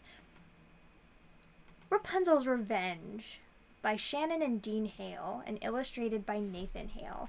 This is the first book in a graphic novel duology. Rapunzel, this is like a Wild West Rapunzel / Jack and the Beanstalk retelling, and it's so quirky and really fun. It's so strange, and obviously she uses her hair as whips, and it's just a good one. I actually read the sequel last year, I think, Calamity Jack, and I was just really impressed by both of these. They're fun, and I think they're definitely underrated. They don't have enough hype, and I actually want to try to get them into the bookstore soon. It's super weird, and it's a really weird one. What can I say? What more can I say, I guess I should say. This is Confessions of an Ugly Stepsister by Gregory Maguire, who wrote Wicked. I have not read Wicked yet, but I really liked Confessions of an Ugly Stepsister.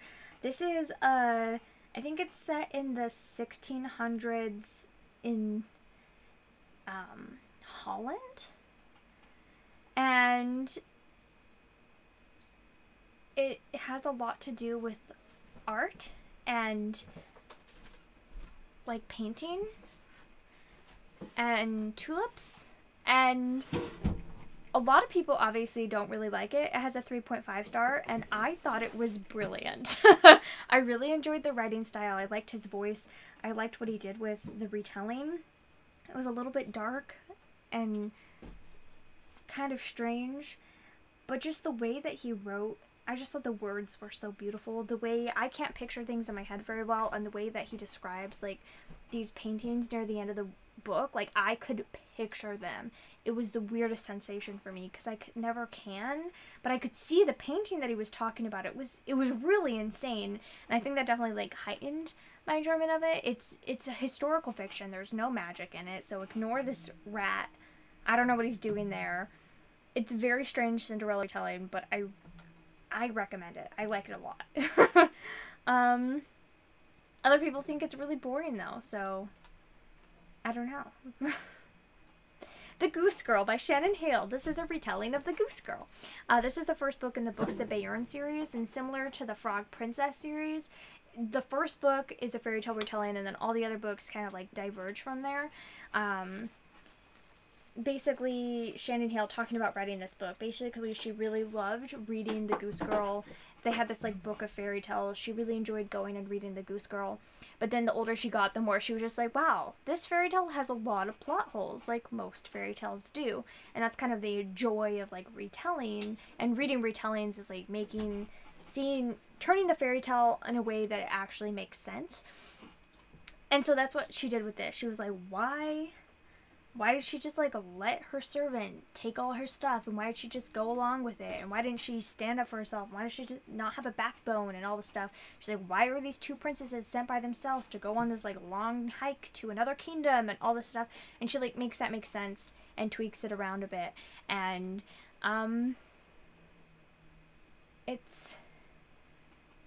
it's good. I like Anna Burning better. I haven't read the whole series yet. I've only read the first two. I like Anna Burning better than this one, but the magic system in this is really interesting, and it's good. I recommend, and I would say like 13 plus for this one. It's actually a lot darker. Reading it as an adult, I think I read it for the first time when I was 13, but reading it as an adult, I was like, holy cow. Some of the stuff in there, I was just like, whoa, and there's like threat of rape in it and stuff, so just be like conscientious if you're thinking about this for your children. Nobody gets raped though, because it's like a young adult book. Well, a middle grade / young adult book. I just have to mention this, even though I haven't read it in a really long time. This is Macbeth retelling, and there's another one that's an Ophelia retelling. I just have to like mention them. But I read them so long ago and I really don't remember anything about them, so I need to reread them. But just throwing them out there that they exist if you feel like reading some Shakespeare. Beauty and the Clockwork Beast by Nancy Campbell Allen. This is exactly what it sounds like. It's a steampunk Beauty and the Beast retelling. And it's a clean historical romance, so if you don't like any sex in your books or anything at all, this one's a safe one. It's a proper romance, and it was really fun. It's a little bit Gail Carriger, but not as good as Gail Carriger, but it was still enjoyable and a fun retelling. I mean, it's not like the best thing you'll ever read, but it's good. Just Ella by Margaret Peterson Haddix. This is the first book in a trilogy, and it's another one where the first book is a retelling and then all the other ones just kind of like follow from there, that they aren't retellings themselves. This book is super interesting. I really like the premise of this one, and I really think it's executed extremely well. This is Cinderella without magic. She ends up making her own future. She ends up altering the ball gown, getting the glass slippers, like making herself like a presentable, going to the palace, dancing with the prince, like makes her own future. The prince proposes. He ends up sweeping her away to the palace. She's been like a servant in her stepmother's household and stuff, and has really hated it. And then she gets to the palace and she lives there for a little bit, and she starts to realize that maybe the prince isn't so charming after all, that she feels very like suffocated. She's not allowed to do anything, and she kind of wants out. And it's really interesting. Again, this is another one that has threat of rape, so be careful of that if you're worried about that. It's like a trigger or anything, but it's something that I definitely didn't pick up on as a kid, but rereading it as an adult, I was like, holy cow, that could have gotten really bad really quickly. But so again, I'd say maybe like 13 up, but I really I really do enjoy this one, and I've read it like maybe 3 or 4 times, and it's quite good. I don't like book 2. I've read book 2. It's not good, and I haven't read book 3 yet, but I did not like book 2 at all. I thought the characters were so stupid. Anyway, just tell it. It's a good one. After Alice is another Gregory Maguire. It has an extremely low ratings on Goodreads, so again, maybe it's just me. Maybe I'm just one of those weird people that likes Gregory Maguire, because nobody else seems to, but it's an Alice in Wonderland retelling. I would have liked it better if they hadn't mixed, like, Darwinism in, because it just felt like out of the blue and just kind of, like, forced in, but basically it's about someone who ends up falling down the rabbit hole after Alice and ends up like following her through Wonderland. It's quite interesting. My True Love Gave to Me by Stephanie Perkins, or edited by Stephanie Perkins, 12 Winter Romances. The second book, the second story in this collection is a Tamlyn retelling, which I don't think most people realized. But when I was reading it, I was just like, that's Tamlyn, that's so cool. So the Tamlyn, its story itself, I think I gave 4 stars, but I only gave the collection 3 stars. Yeah, The Lady and the Fox by Kelly Link is a Tamlyn retelling if you own this collection, and if you want to either give it a reread or read it for the first time. There you go. Uprooted by Naomi Novik. This is a Beauty and the Beast retelling. I personally don't agree with that. If it is a Beauty and the Beast retelling, it's extremely loose. It's very heavily based on Russian folklore, so that is a thing, but, and like Baba Yaga is mentioned and stuff like that, but I personally would not consider it a Beauty and the Beast retelling, and I would have liked this a lot better if the ending wrapped up a little differently. That's all I'll say on that. I liked it, I just didn't think it was as amazing as everyone else. I also wouldn't classify it as young adult.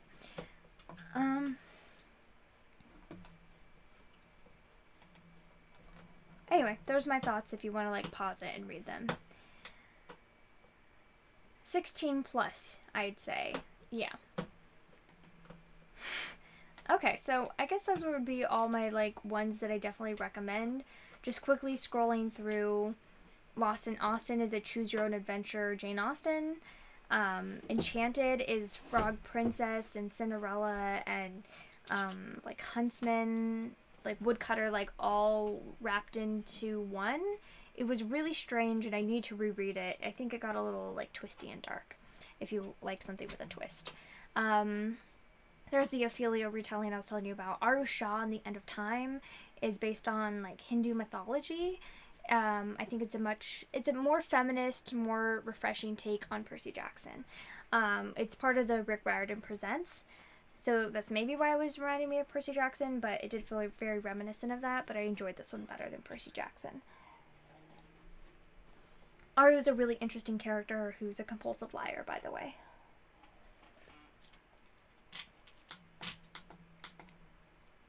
Any of the books in this series counts, by the way, the Once Upon a Time series. Oh no. If it's Alethea Contis, I can almost guarantee that ended up a bit dark. Yeah, this is the only thing I've read by her, but I want to continue on with the series. There's like 4 books now, or more. So I want to continue on with them, but yeah, I remember reading it and being like, wait, what just happened? Anyway, this series is just a series of fairy tales that are based, and it tells you what they're based on. So if you want to read any of these, I've only read a couple of them. I know I've read a few more than the ones that I have marked as read on here, but I read them so long ago and don't remember anything about them that I didn't mark them. But I do want to reread the ones that I've read and continue on with this series. They're not all by Cameron Doki, but so just click on the series and you'll find them. And let me see, what else? Desperately Ever After by Laura Kenyon. This is a really weird modern / fantasy women's, they call it women's fiction. Okay. It's, oh gosh, I think I put it in here. It's Beauty and the Beast, Cinderella, Princess and the Pea, Rapunzel, Sleeping Beauty, Snow White, and the Frog Prince, all mashed into one. It's really weird. It's basically like after they've been married for 5, 10, however many years, Rapunzel doesn't have a man at all. She doesn't need no man. It's just like after they've been married and their marriage is kind of falling apart. Beast is like horrible and cheating on Belle, and she ends up like leaving him and like making her own way. It's really weird.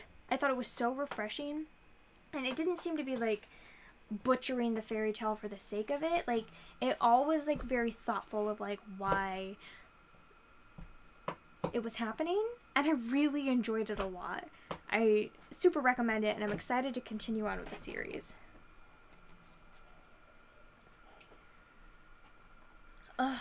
Okay, now let's talk about a couple more really quickly. And then we'll talk about the ones I don't like. So Gilded Ashes is the Cruel Beauty 1.5. If you have this on Kindle, at least the version that I read, half of it was the novella and half of it, like 60% was the novella and 40% was like a peek at another book by Rosamund Hodge. And that was like my biggest problem with this, is that I thought there was so much more story coming. And so like at this like 55% mark and then the 60% mark, and it ended, and I was like, wait, what? I was like, I still have 40% left to go. What happened? And that was like my biggest thing with it, that I was really enjoying it and super into it, and then it ended and I wasn't expecting it. What is that ending? What exactly? It is. It's non-cliche. It was super interesting, and if you like Cruel Beauty, I think it definitely adds a lot to the world.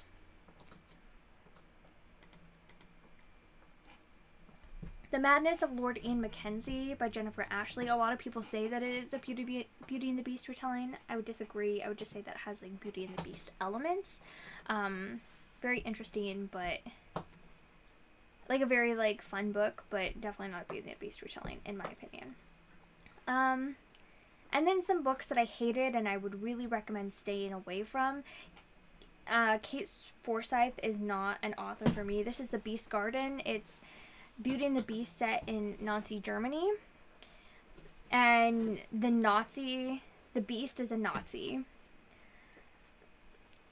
Someone having like a physical scar, I feel like is very different than making them a Nazi.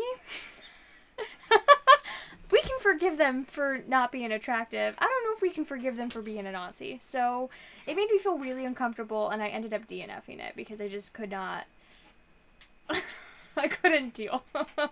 I've already told you that this rest of the series sucks. Spindlefire by Lexa Hillier I just thought was very derivative and unoriginal, and I ended up DNFing it. Six Gun Snow White by Catherine M. Valente is another like Western retelling of a fairy tale. It was really weird, made me feel very uncomfortable. The writing was really strange, and just like what was happening made me feel really uncomfortable, and I ended up DNFing it about halfway through because I did not enjoy it at all. Lair of the Lion by Christine Feehan. The story was really interesting. It's like I don't know, it has a lot to do with like lions, like, and the world was really interesting. It's like Italy in like I don't know, I want to say maybe like the 1700s, and all like the back lore was really interesting. I only got maybe like 10% in, but every time the character started talking I wanted to smash my head in, because they were so stupid and annoying. And so even though I really thought like the story was interesting, I just couldn't deal with the characters and I had to put it down. I did not like it. The Summer of Chasing Mermaids by Sarah Auckler is like a contemporary with magic Little Mermaid retelling. I didn't like it, and I'd say like 14 plus for this one maybe. If it was me reading it at the maturity level that I had when I was a teenager, I'd say this is probably 16 or 17 plus. For me personally. I didn't like this one at all. I wonder if I wrote thoughts of why I hated it.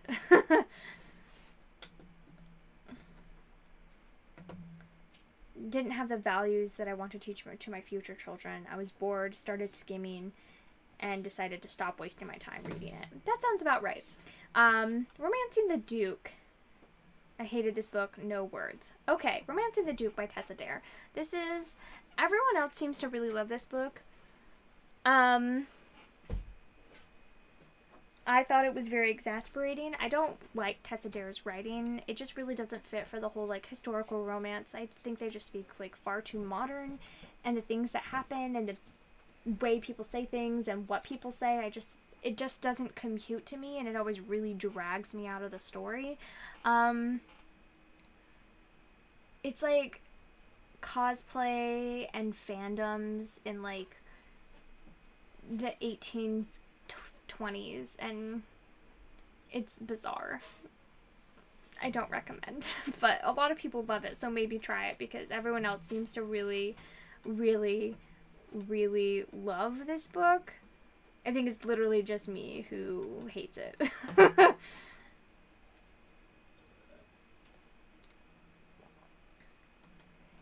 Okay, anyway.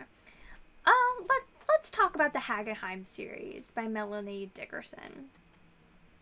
This is a series in, like, maybe 1200s England, I want to say, maybe 1200s Europe. Let's go with that. 1200s. It's very bizarre. It's super, super Christian, so if you don't want that, don't read it, because it's very much rammed down your throat. All the characters in these books are extremely pious, and it's always, like, really good, like, women, like, grounding men and bringing them back to, like, salvation. And then the men are always a little bit more wild and have to be, like, grounded and reevaluate their values and... Anyway, this one I gave... Shut up. I love that description. Let's just read through my review. This is a retelling of Sleeping Beauty, and I said 1.5 bleh. I didn't like this book. I was really excited to read it, but it was a disappointment. I'm honestly surprised that our main character didn't die or get raped with how many stupid situations she puts herself in. She knew it was a bad idea to go off with this man alone, but she did it anyway, over and over. And I feel like one of the antagonists was put in there just to fill out the story. I don't know, not good English, to give our story give our main character more development and her relationship with our lead man. Wow, English, Giselle, not good. It was pretty stupid, and also insta-love. Blah. Also, the main character was super wishy-washy, to an extreme. She didn't really ever act, but was constantly being acted upon by other characters. She was pretty much a really stupid doormat. She never did anything by herself, and she went back and forth on who she liked depending on who was giving her more attention. And the end was just weird and not enjoyable at all. Also, this book was ridiculously predictable. I called the end of the book within the first 15 pages. A lot of the major end reveals and so on. And the closer I got to that actually being the end, the more disappointed I got because it was so obvious. The only slightly really redeeming thing was the message of Christianity. Putting your faith in God and thanking Him for all that He does and making Him part of your daily life. But that was ruined by there being way too much of it in the book. And the last encounter with the bad guy ruined it for me as well, because of what happened and how it was handled. And it was just really disappointed. The only good thing about this book was ruined by the ending.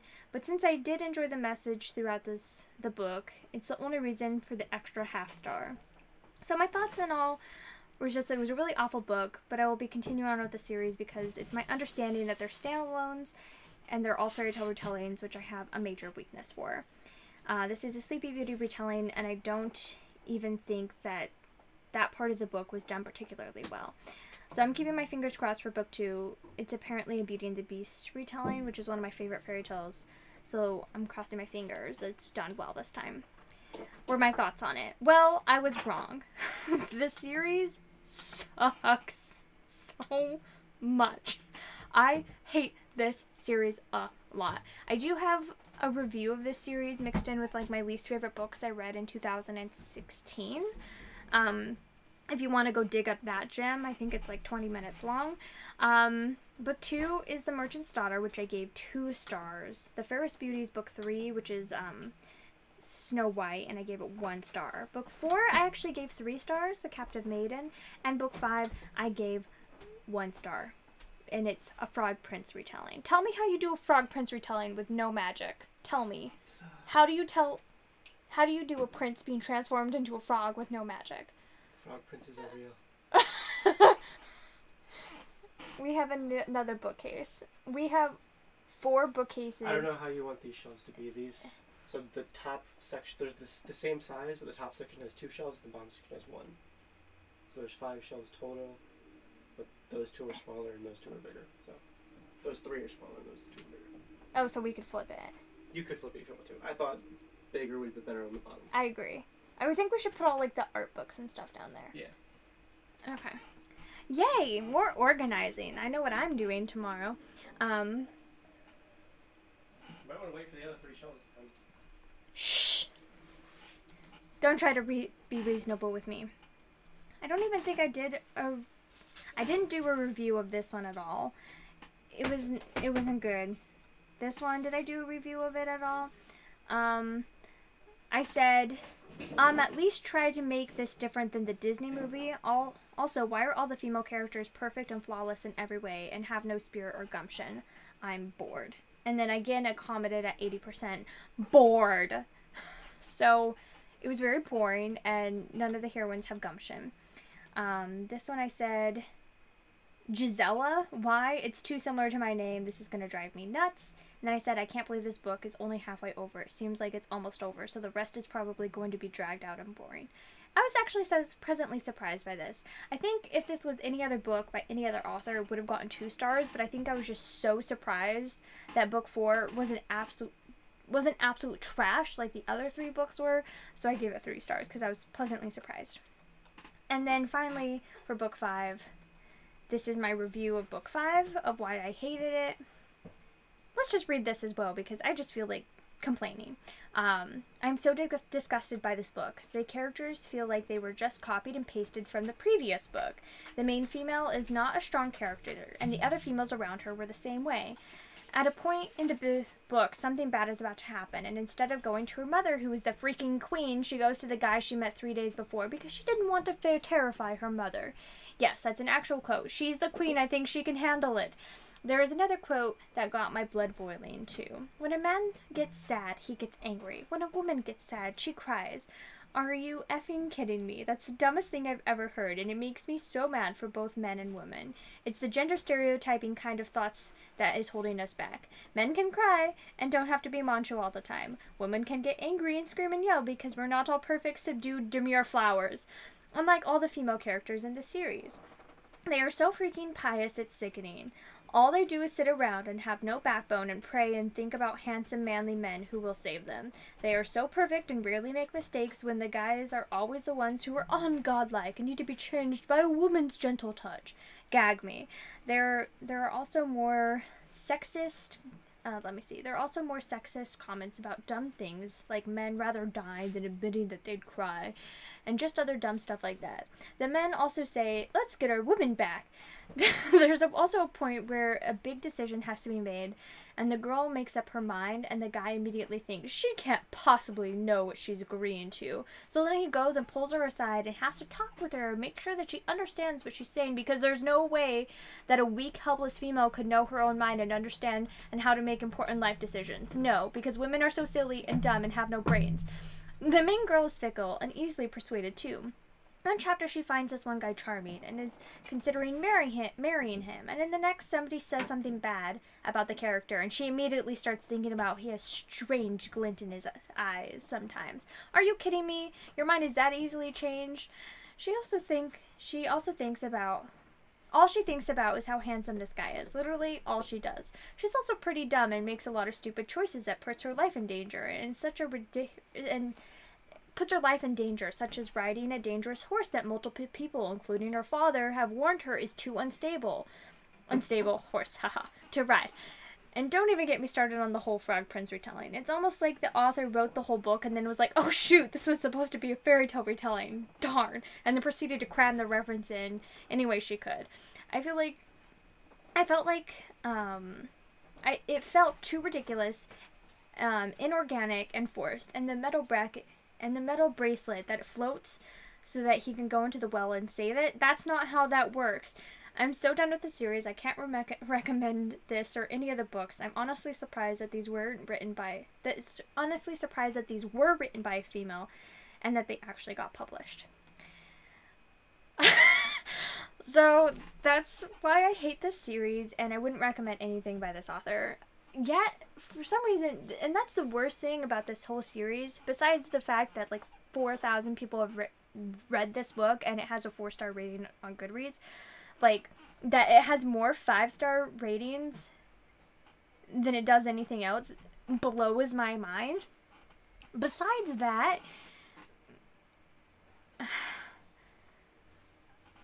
the worst thing is that they're so bad that it's almost just like compelling you to read the next book. Like if you want to read something that you know is just going to get your blood boiling, then you almost just like want to read one because you're like, this is going to be like really fast, really fluffy, really light, and I'm going to hate it. Let's read it. And it's so bad, and it's bad habits like that I'm trying to break myself of, because I tend to do that a lot where I'm like, meh, I know I'm not going to like it, but I'm still going to read it. And I need to stop doing that because trash like this happens. Anyway. Diana says this series definitely needs a good rant review. Yeah. It's not good, and yet people really love it apparently, and I don't get it. I don't...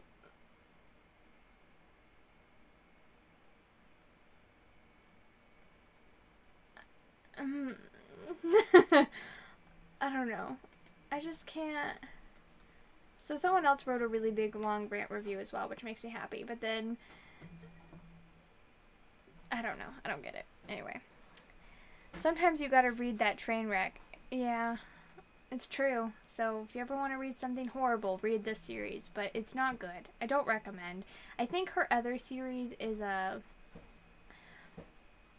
maybe like a Robin Hood retelling or something, and I will only read them when I feel like being a glutton for punishment.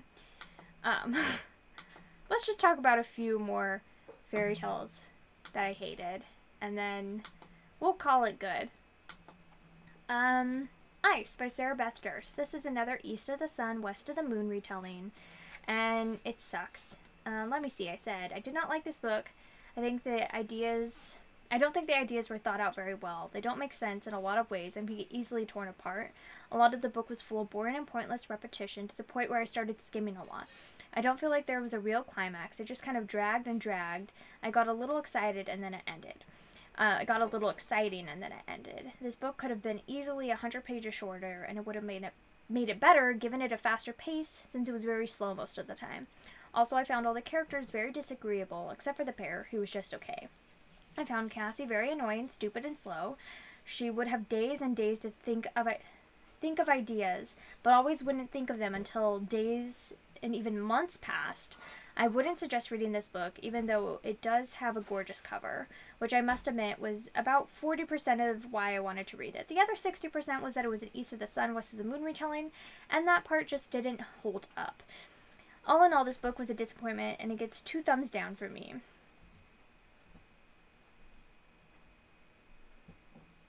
There were more things that I hated about this, but that was just a small summary. I don't know. I think I have a review of this as well, but I think I put it on private. It just makes me angry.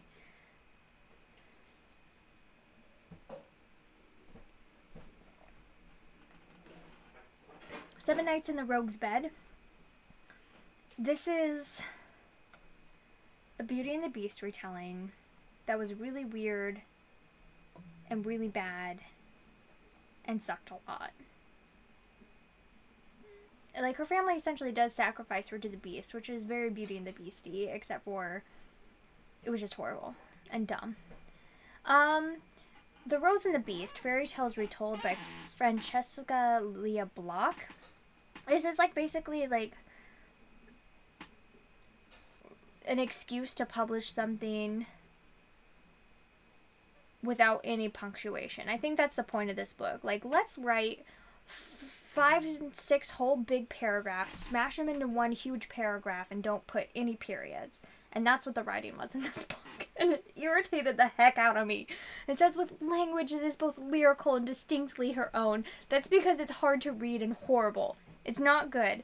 And it just really, really irritated me. I DNF'd it. It's like a bunch of little fairy tales, and I just couldn't get into it, and it made me very annoyed. Like, please, periods are there. They're there for us to use. Please use them. The Amaranth Enchantment by Julie Berry. You all have probably heard me talk about this one before. Let's see. In DNF'd, I only got 10 pages in before wanting to rip out all my hair. The main character was petty and a victim. She thinks about how easy it would be to get out of her situation and how she wants to, but then doesn't do anything about it. She's an idiot, and I was disappointed. I've been wanting to read this book for 7+ years, and it was just such a letdown. She's just, like, very petty. She ends up meeting this guy, like, instantly falls in love with him after she knows him for about 3 minutes, and he's trying to buy jewelry from her because she works in a jewelry shop. He's like, I want to buy it for somebody I love. Like, can you help me find something that shows, like, I love you? And she thinks about how she wants that person that he's buying jewelry for. She wishes that she would get stung by bees, or that she'll eat strawberries and get an allergic reaction, because that's how angry and jealous and bitter that she is. And I'm like, dude, you've just met this guy like 3 minutes ago. Calm down, please. And I couldn't with this book. Yeah, it was really, really bad. Don't recommend. And I DNF'd it, obviously. An Offer from a Gentleman by Julia Quinn. This is the 3rd book in the Bridgerton series. It's just a random fairy tale retelling, a random historical fairy tale retelling thrown in the middle of this, like, series. None of the other books are fairy tale retellings. It's obviously a Cinderella retelling. I just read this one. I read it in May. Ooh. If you want to get more of my thoughts, just go read, like, 1-star reviews for this book. It's... The only good thing about the Bridgerton book is the siblings show up. Yes, that is so true. I enjoyed all the parts with the other, like, siblings, and Mrs. Bridgerton is wonderful, but, Benjamin, is that the one in this one? Benedict Bridgerton is a piece of crap. He's disgusting. He keeps propositioning this girl to be his mistress, and she keeps saying, no, I won't be your mistress. And he keeps saying, but be my mistress. And it's really gross and horrible, and nothing good is about this book except for the Bridgertons. It's complete.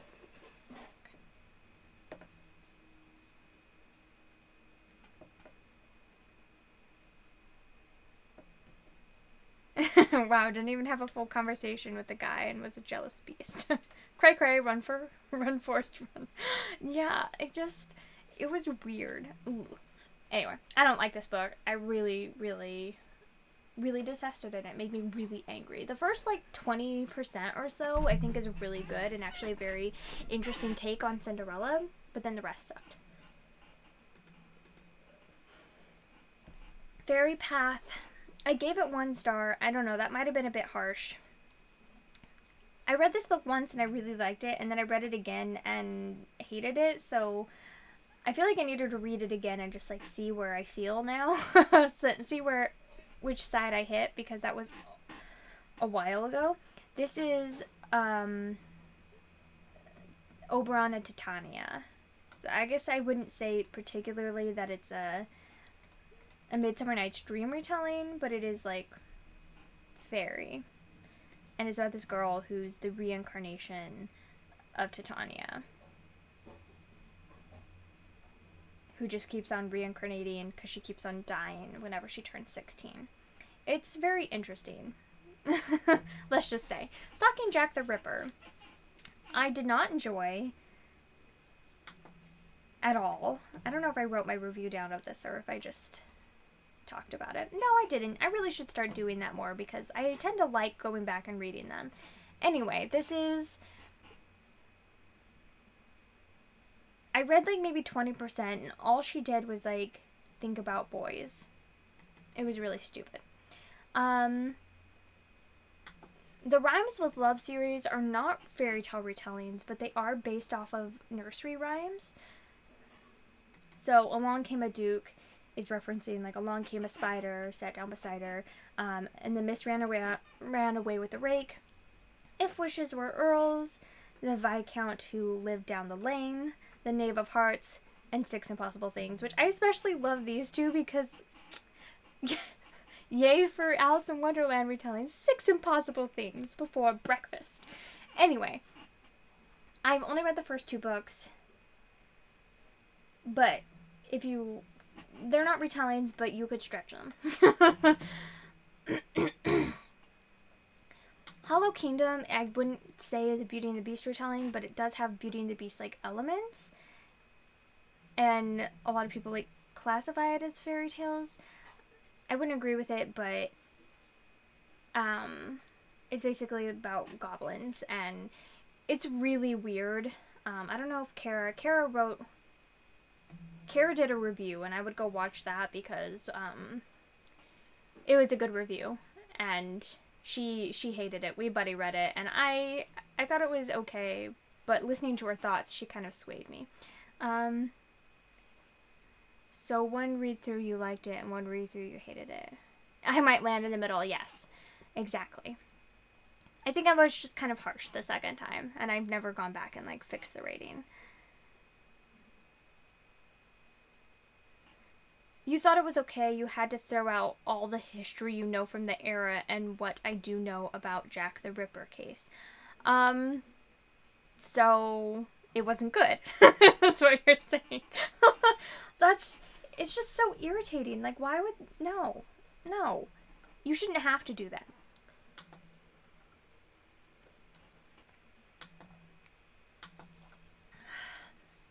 Okay. Crimson Bound. Let's see. We're almost there. We're pretty much there. Okay. We'll call that good. I know I'm skipping some of them, but there's so many. Okay, Crimson Bound by Rosamund Hodge. This is a what's-its-face retelling. Little Red Riding Hood. Love triangle, extremely unhealthy and frustrating love triangle that is awful and ruin the whole book. The first third of the book was 4 stars and the last 2/3 were 1.5, so this is a 2.25 star book for me. But I did enjoy the writing. That's how I feel about this book. Just a horrible, horrible love triangle.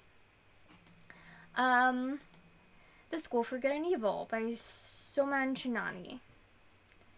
This is like a play on fairy tales, and I really didn't enjoy it. And there's some queer baiting at the end.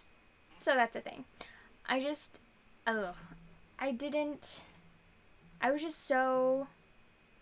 really enjoyed the first, like, bit, and then after that, it just really went downhill, and I know so many people love this, and it just disappointed me a lot. The Making of a Marchioness isn't exactly a retelling, but a lot of people call this, like, the Cinderella trope. The first book, so it's 2 different books, the Emily Fox Seton books. The first book is good, the second book is not good at all, and pretty racist, so I'd stay away from this. It's very, Frances Hodgson Burnett was a pretty racist lady, unfortunately. Snow and Rose by Emily Winfield Martin. This is a Snow White and Rose Red retelling. I ended up DNFing this book about halfway through. I just couldn't get into it. I do think it was interesting, and it's one that I want to go back and pick up again when I'm in the mood for it. I just really couldn't get into it. I did enjoy that they didn't try to make this a Snow White book, because that's always what seems to happen. They tried to make Snow White and Rose Red into Snow White and the Seven Dwarfs and Rose Red, And I like that they didn't do that. It was very interesting, and it's 2 little girls, and so like no like romance or anything, which I thought was good. Oh, I got 70% of the way through, and I just couldn't make myself finish. Bitter Greens by Kate Forsyth. I'm so disturbed by this book that I'm DNFing. It's an interesting book, but I was enjoying it, but I felt sick, nauseous, and thoroughly disturbed while reading it. So I'm calling it quits 200 pages through with 15 minutes, 200 pages through with about 15 more mental scars than I had before starting. R rating. It's one that like switches perspectives between like a lady in a monastery, the Rapunzel character, because it's a Rapunzel retelling, and I think there's another character that's switching through as well. This book just like, I felt so sick while reading it. Just like so many things were happening that just made me feel so nauseous. There's like this girl who, her like mother gets like raped a lot like in front of her, and like someone's like finger gets bitten off, and just like a bunch of things happen that made me feel really, really, really queasy. So I gave it 2 stars and DNF'd. I didn't think it was bad, I just really didn't think it was for me. Entwined by Heather Dixon is a 12 Dancing Princesses retelling. The characters were really not great. I wanted to like this book so badly, but I was ready for it to be over at 50%. I honestly skimmed the last 200 pages, not ashamed. Literally all the characters had no common sense. Princesses biting people, what rudely behaved children. They obviously were not brought up very well, and their logic made no sense whatsoever. I'm hoping to like some other 12 Dancing Princesses retellings better than this one. I don't know if you go read some 1-star reviews of this book. I think there's some that like really explain like what I didn't like about it. Just all the sisters were like so annoying and rude, and it just wasn't good. It wasn't good at all. Definitely read A Dance of Silver and Shadow over this one. Have I read Bright Smoke, Cold Fire by Rosamund Hodge? I haven't. I know it's a Romeo and Juliet retelling. I really want to get to it before the second book, I think, comes out like next month, the month after that. It comes out really soon. So I want to get to it soon. Splintered by A.G. Howard. I've tried to read this twice and I've DNF'd it twice. It's just weird and boring. It's a Alice in Wonderland retelling, and I really wish I liked it. And I just couldn't get into it, so.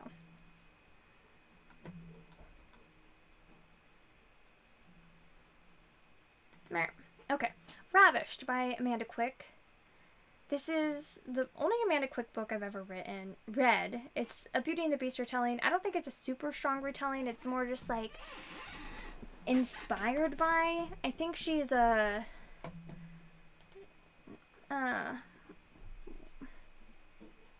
what would you call an archaeologist? She's an archaeologist lady. And I didn't really enjoy it.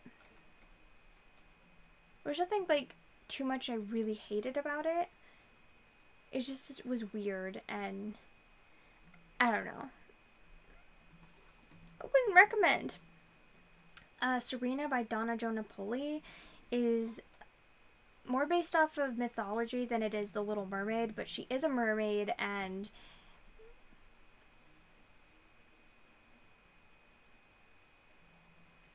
it's interesting. It's weird. I wasn't the hugest fan of it, but it wasn't horrible. She ends up like basically getting trapped on this island when all the other like mermaids like abandon her, and she ends up like living with a human man there. And I think that's it. So those are all the ones that I've read. The ones that I love, the ones that I like, the ones that I really, really hate. Some of the biggest lists that I have are the 12 Dancing Princesses, by the way. So if you want to look through there for any ideas, there they are. I haven't read a ton of them. I would like to read more. Beauty and the Beast, I have a ton on here on this shelf. This is definitely not definitive lists. Like, there are so many more, and there are some that I'm sure don't belong on this list that I'm going off of other people's hearsay, but they're on here. I have a Little Mermaid shelf, which I need to read some good Little Mermaid retellings because I haven't done that yet. Rapunzel, which I've read 2 good Rapunzel retellings, so that's fine. I mean, 3, I guess. So 3. I mean, I'm counting that as 1, and then this one I don't really remember too much. I would like to read some more of those as well, honestly. Sleeping Beauty, which I haven't read a ton of Sleeping Beauty retellings. I think I've only read like 3 or 4. Yeah, not a ton. Snow White, not to be confused with Snow White and Rose Red.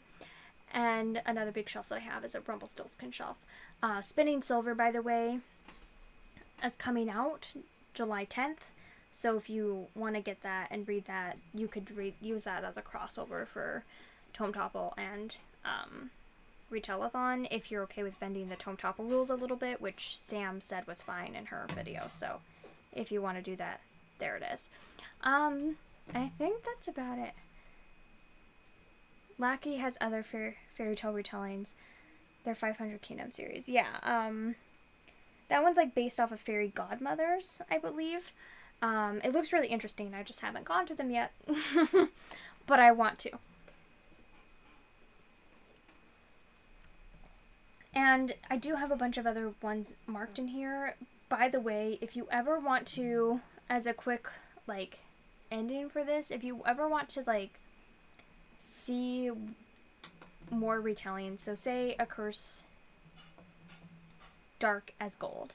If you come over here, it says it's fantasy, young adult, fantasy, fairy tales, historical fiction, retellings. Those are the top shelves. If you see top shelves, and then you want to, if you read through all these, you should be able to find what retelling it is. So, like, Rumpelstiltskin spelled 2 different ways. So then if you click on those and open them up, you will be able to see more popular Rumpelstiltskin's retellings. And then you can go through the list and see all these different Rumpelstiltskin retellings, or books that have Rumpelstiltskin elements. And even if one person has shelved it one time as Rumpelstiltskin, it will show up here. So, if you ever want to do that, and you can do that with any fairy tale, any book that is a fairy tale retelling, it should have it there. So that's a really good way to find retellings. And there's a lot more that I need to add to my list that I just haven't yet. And if you want, like, a full list as well of all the fairy tales on my shelf that I know of, that's on my shelf at least, if you go on my list down to fairy tales, there's 817 books on here. So you can always shelve this by, like, change it to be by, like, length as well. So if you go up here, oh, no, not to stats. What am I doing? If you come up here and go to settings, you just need to click number of pages, and then if you rate it by number of pages, then you'll be able to see the long books if you're looking for books to do a tie, like a crossover of, like, Tome Topple or something as well, in case you want to. Diana's read the first book of the 5 Kingdoms series and loved it. Yeah, I will get to them eventually. So anyway, here's some more, like, plus 500 page books. I haven't read a lot of these yet, and a lot of them are bind-ups, but in case you want to do, like, look at them. Daughter of the Forest is the 7 Swans retelling. Cress from the Lunar Chronicles is obviously Rapunzel. Rose and Winter is Beauty and the Beast. Winter is Snow White. I think that's, like, all the long ones that I haven't talked about already. And then Phoenix and Ash is a Cinderella retelling. Anyway, so that's kind of what's going on with that. So there's really easy ways for you to be able to, like, see other retellings. So, like, what list am I in? I'm in the Beauty and the Beast one. So if you go to, let's go to, like, a popular one that people probably shelf as Beauty and the Beast a lot. Let me see. I think the Fire Rose. They probably do that with that one, actually. Again, going over here. Beauty and the Beast.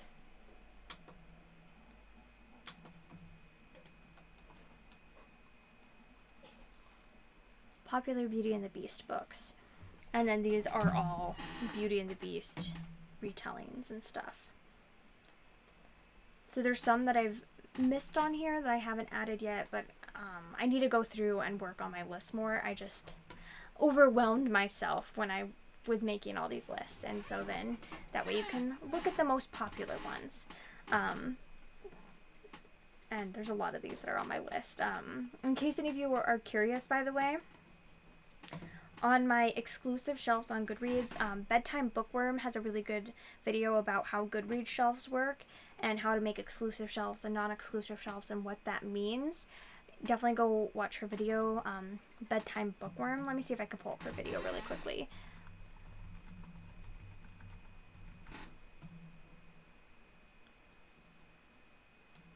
She posted it pretty recently.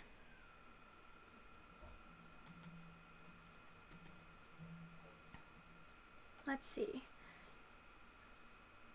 My Goodreads shelves organization. So I'll link this in chat. You should be able to see this in the instant like replay of chat or whatever. And she does a really good job explaining how that works and what that means, like exclusive shelves and stuff. But I have exclusive shelves here. I have books that I've read, books that I'm currently reading, books that I want to read, books that I want to read that are physical copies. These are all audiobooks, these are physical copies, and then different priority lists because I was getting too overwhelmed by having like over 1,500 books on my list, so I had to split them up to make it more manageable for me, and now I'm trying to keep this under 300. And then I have fairy tales and sequels. So sequels to sequels. So if I've read like 5 books in the series and there's 10 books, I've marked 5 as read, have 1 as to read, like number 6 is to read, and then 7, 8, 9, and 10 are all my sequel shelf. And that was kind of just to ground me and be like, you need to stop starting series because there's so many sequels. Like if you read a book a day, you will not finish all these sequels in a year. It was getting bad. So anyway, that's what those are. So on my fairy tale shelves, I do have a fairy tale to read shelf as well. And then the fairy tales that I'm most interested in, I'll pull off and put into my want to read or want to read physical, and then I try to get to those. So that's how I organize them. So if you're seeing these and you're like, holy cow, you have all of those marked on your list. Why do you have that? This one's on to read fairy tales. This one is want to read, so I want to get to that one soon. To read fairy tales, want to read. To read fairy tales, etc., etc., want to read. Things like that. Or to read 2, this one got pushed back a bit, so I should probably just move back to my fairy tales shelf. But anyway, in case you're curious about that. But I think that's it. So I hope this was useful. I know it's really long, but hopefully it was enjoyable and you enjoyed listening to me rave about books that I loved or rant about books that I didn't love. And hopefully you have some good ideas of what you want to pick up for Retellathon now, because I think it's such an awesome readathon. I'm so excited about it. I'm really glad that they decided to do it, and I'm definitely going to be joining in, obviously. In case you were wondering, my TBR for Retellathon are, I'm not going to do the group read. My favorite fairy tale, I'm just going to do 12 Dancing Princesses and read Wildwood Dancing by Juliet Marillier. A queer or gender-flipped retelling is European Travel for the Monstrous Gentlewoman. A retelling of a fairy tale from your heritage. I have a lot of French blood, so All the Ever Afters. I don't remember the author on that. That one just came out, I think, in May, and it's a retelling of Cinderella. And read a retelling with a dark twist.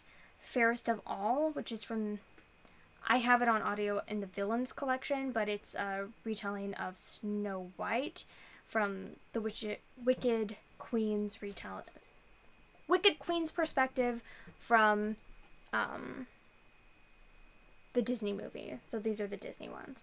And then I also plan to get to Phoenix and Ashes, but not for any challenge, by Mercedes Lackey. The Case of the Bizarre Bouquet.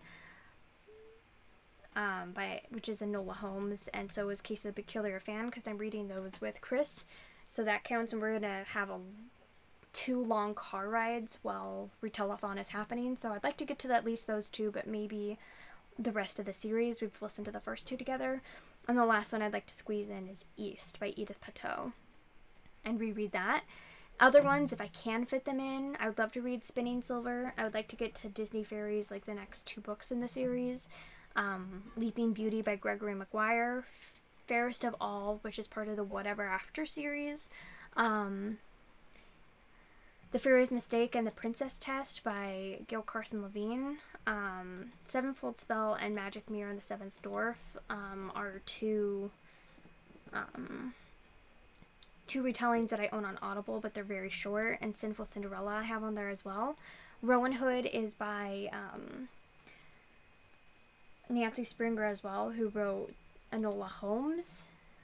I'd like to start rereading that series. When Beauty Tamed the Beast by Eloisa James, and Kiss of the Spindle, which is a steampunk proper romance as well, and it's obviously of Sleeping Beauty, and that comes out July 3rd, so it comes out right before the readathon. If I can get my hands on it, I'd like to get to it during the readathon. Keisha feels like every book you've picked up lately has a sequel.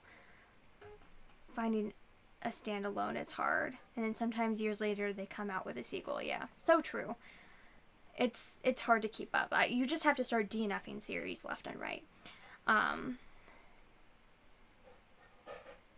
Yeah, that happens to me a lot, Diana, too. I'm like, holy cow, that book that I read has like 5 sequels. When did that happen? Like 100 years ago. What the heck?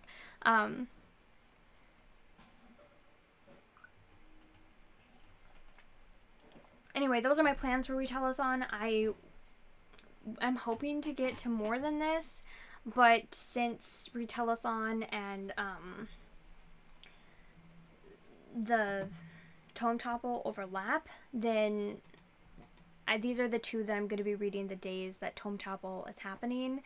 And then once I finish these 2, and maybe I'll even use East for that as well. But once these, I'm going to do that one, and that one while those Tome Topple days are going on. And then after that, we're going to be in the car a lot, so I don't know how many I'll be able to fit in of these, but as many as I can. Prince of the Pond, by the way, is by who is that by? Oh geez, it's gonna irritate me, but that's by Donna Joan Napoli, who wrote Serena, I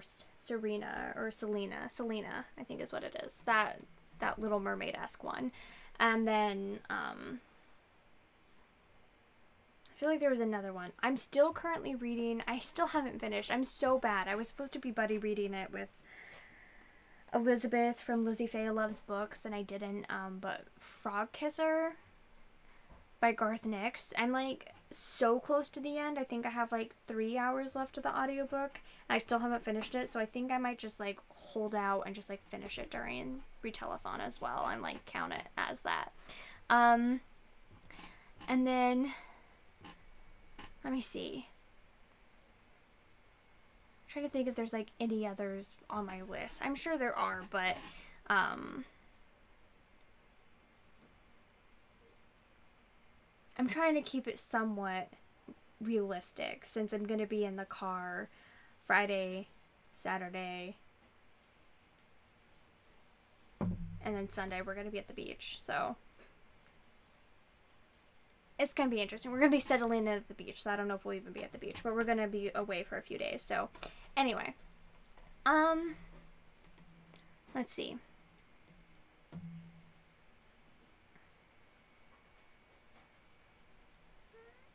Just going to walk away. You guys are so funny with your hashtags. I love it. I did create a... I don't know where it is.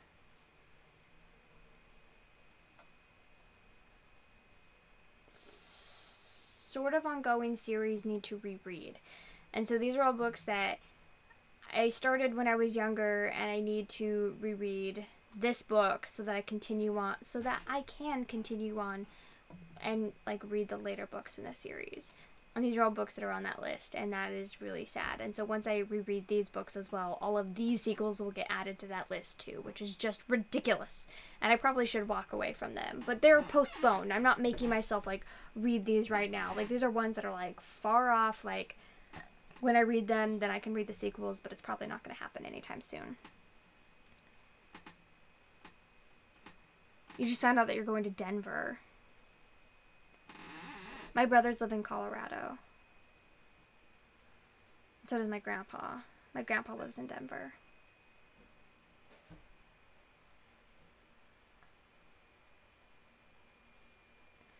You're not sure what you're going to read. Well, I'm sure you'll find something, Diana. Don't read the rest of Little Women series. You don't think I'll like them. Well, I'll probably read them anyway, but now I'm warned that I probably won't like them. You know me, Diana. I can't help myself. But Louisa May Alcott is so amazing. I've been to her house twice. It's pretty close to where I live, actually. Orchard House, and it's so cool. And hearing about her is so amazing. I need to reread the Eight Cousins duology as well. But I want to, like, read all of her books just because she's so incredible. And she, like, supported her whole family because her father was, like, a turd. I really don't like her dad. Anyway, you know. Yeah, I'll totally read them anyway, but anyway. Oh, speaking of, one last little tip for you guys. If you do pull up, like, a retelling, and you just want to look at general retellings, so you don't really care if it's a specific retelling or whatever, if you come to this side, normally we'll have it right there, but if you find the retelling slot, find retellings or retelling, I look at both just because people shelve stuff differently. New releases tagged that, most read this week, and then popular retelling. So I guess I would go with most read this week, and then you could also go into retellings here and, like, look at lists as well. These will be very similar, but not exact. So then you can look at these. This one, I guess, don't have enough on it that you can do that, but you can also Google this as well and type in, like, Goodreads retelling. And if you click on that, oh no, it still doesn't. It still won't do it, dang it. Sometimes it will take you straight to the list and, like, bypass that dumbness.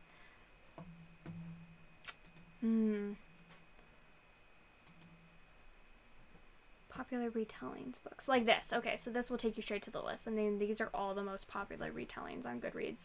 So this one has been shelved 375 times as a retelling. And then if you go down the list, this one has been shelved 51 times as a retelling. This one has been shelved 50 times, and etc., etc. And there's 25 pages of them, so you should be able to find something for the Retellathon. And yeah, they only show the most popular ones, so ones that have been shelved more than 15 times as fairy tale retellings. Anyway.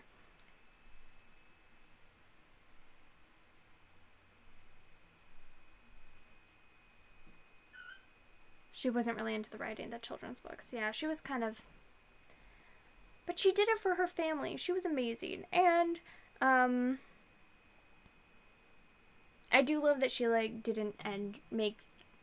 Well, I guess I shouldn't spoil Little Women. I love that she didn't succumb to what her fans wanted her to do with Jo. That she let her be different than everyone wanted her to be.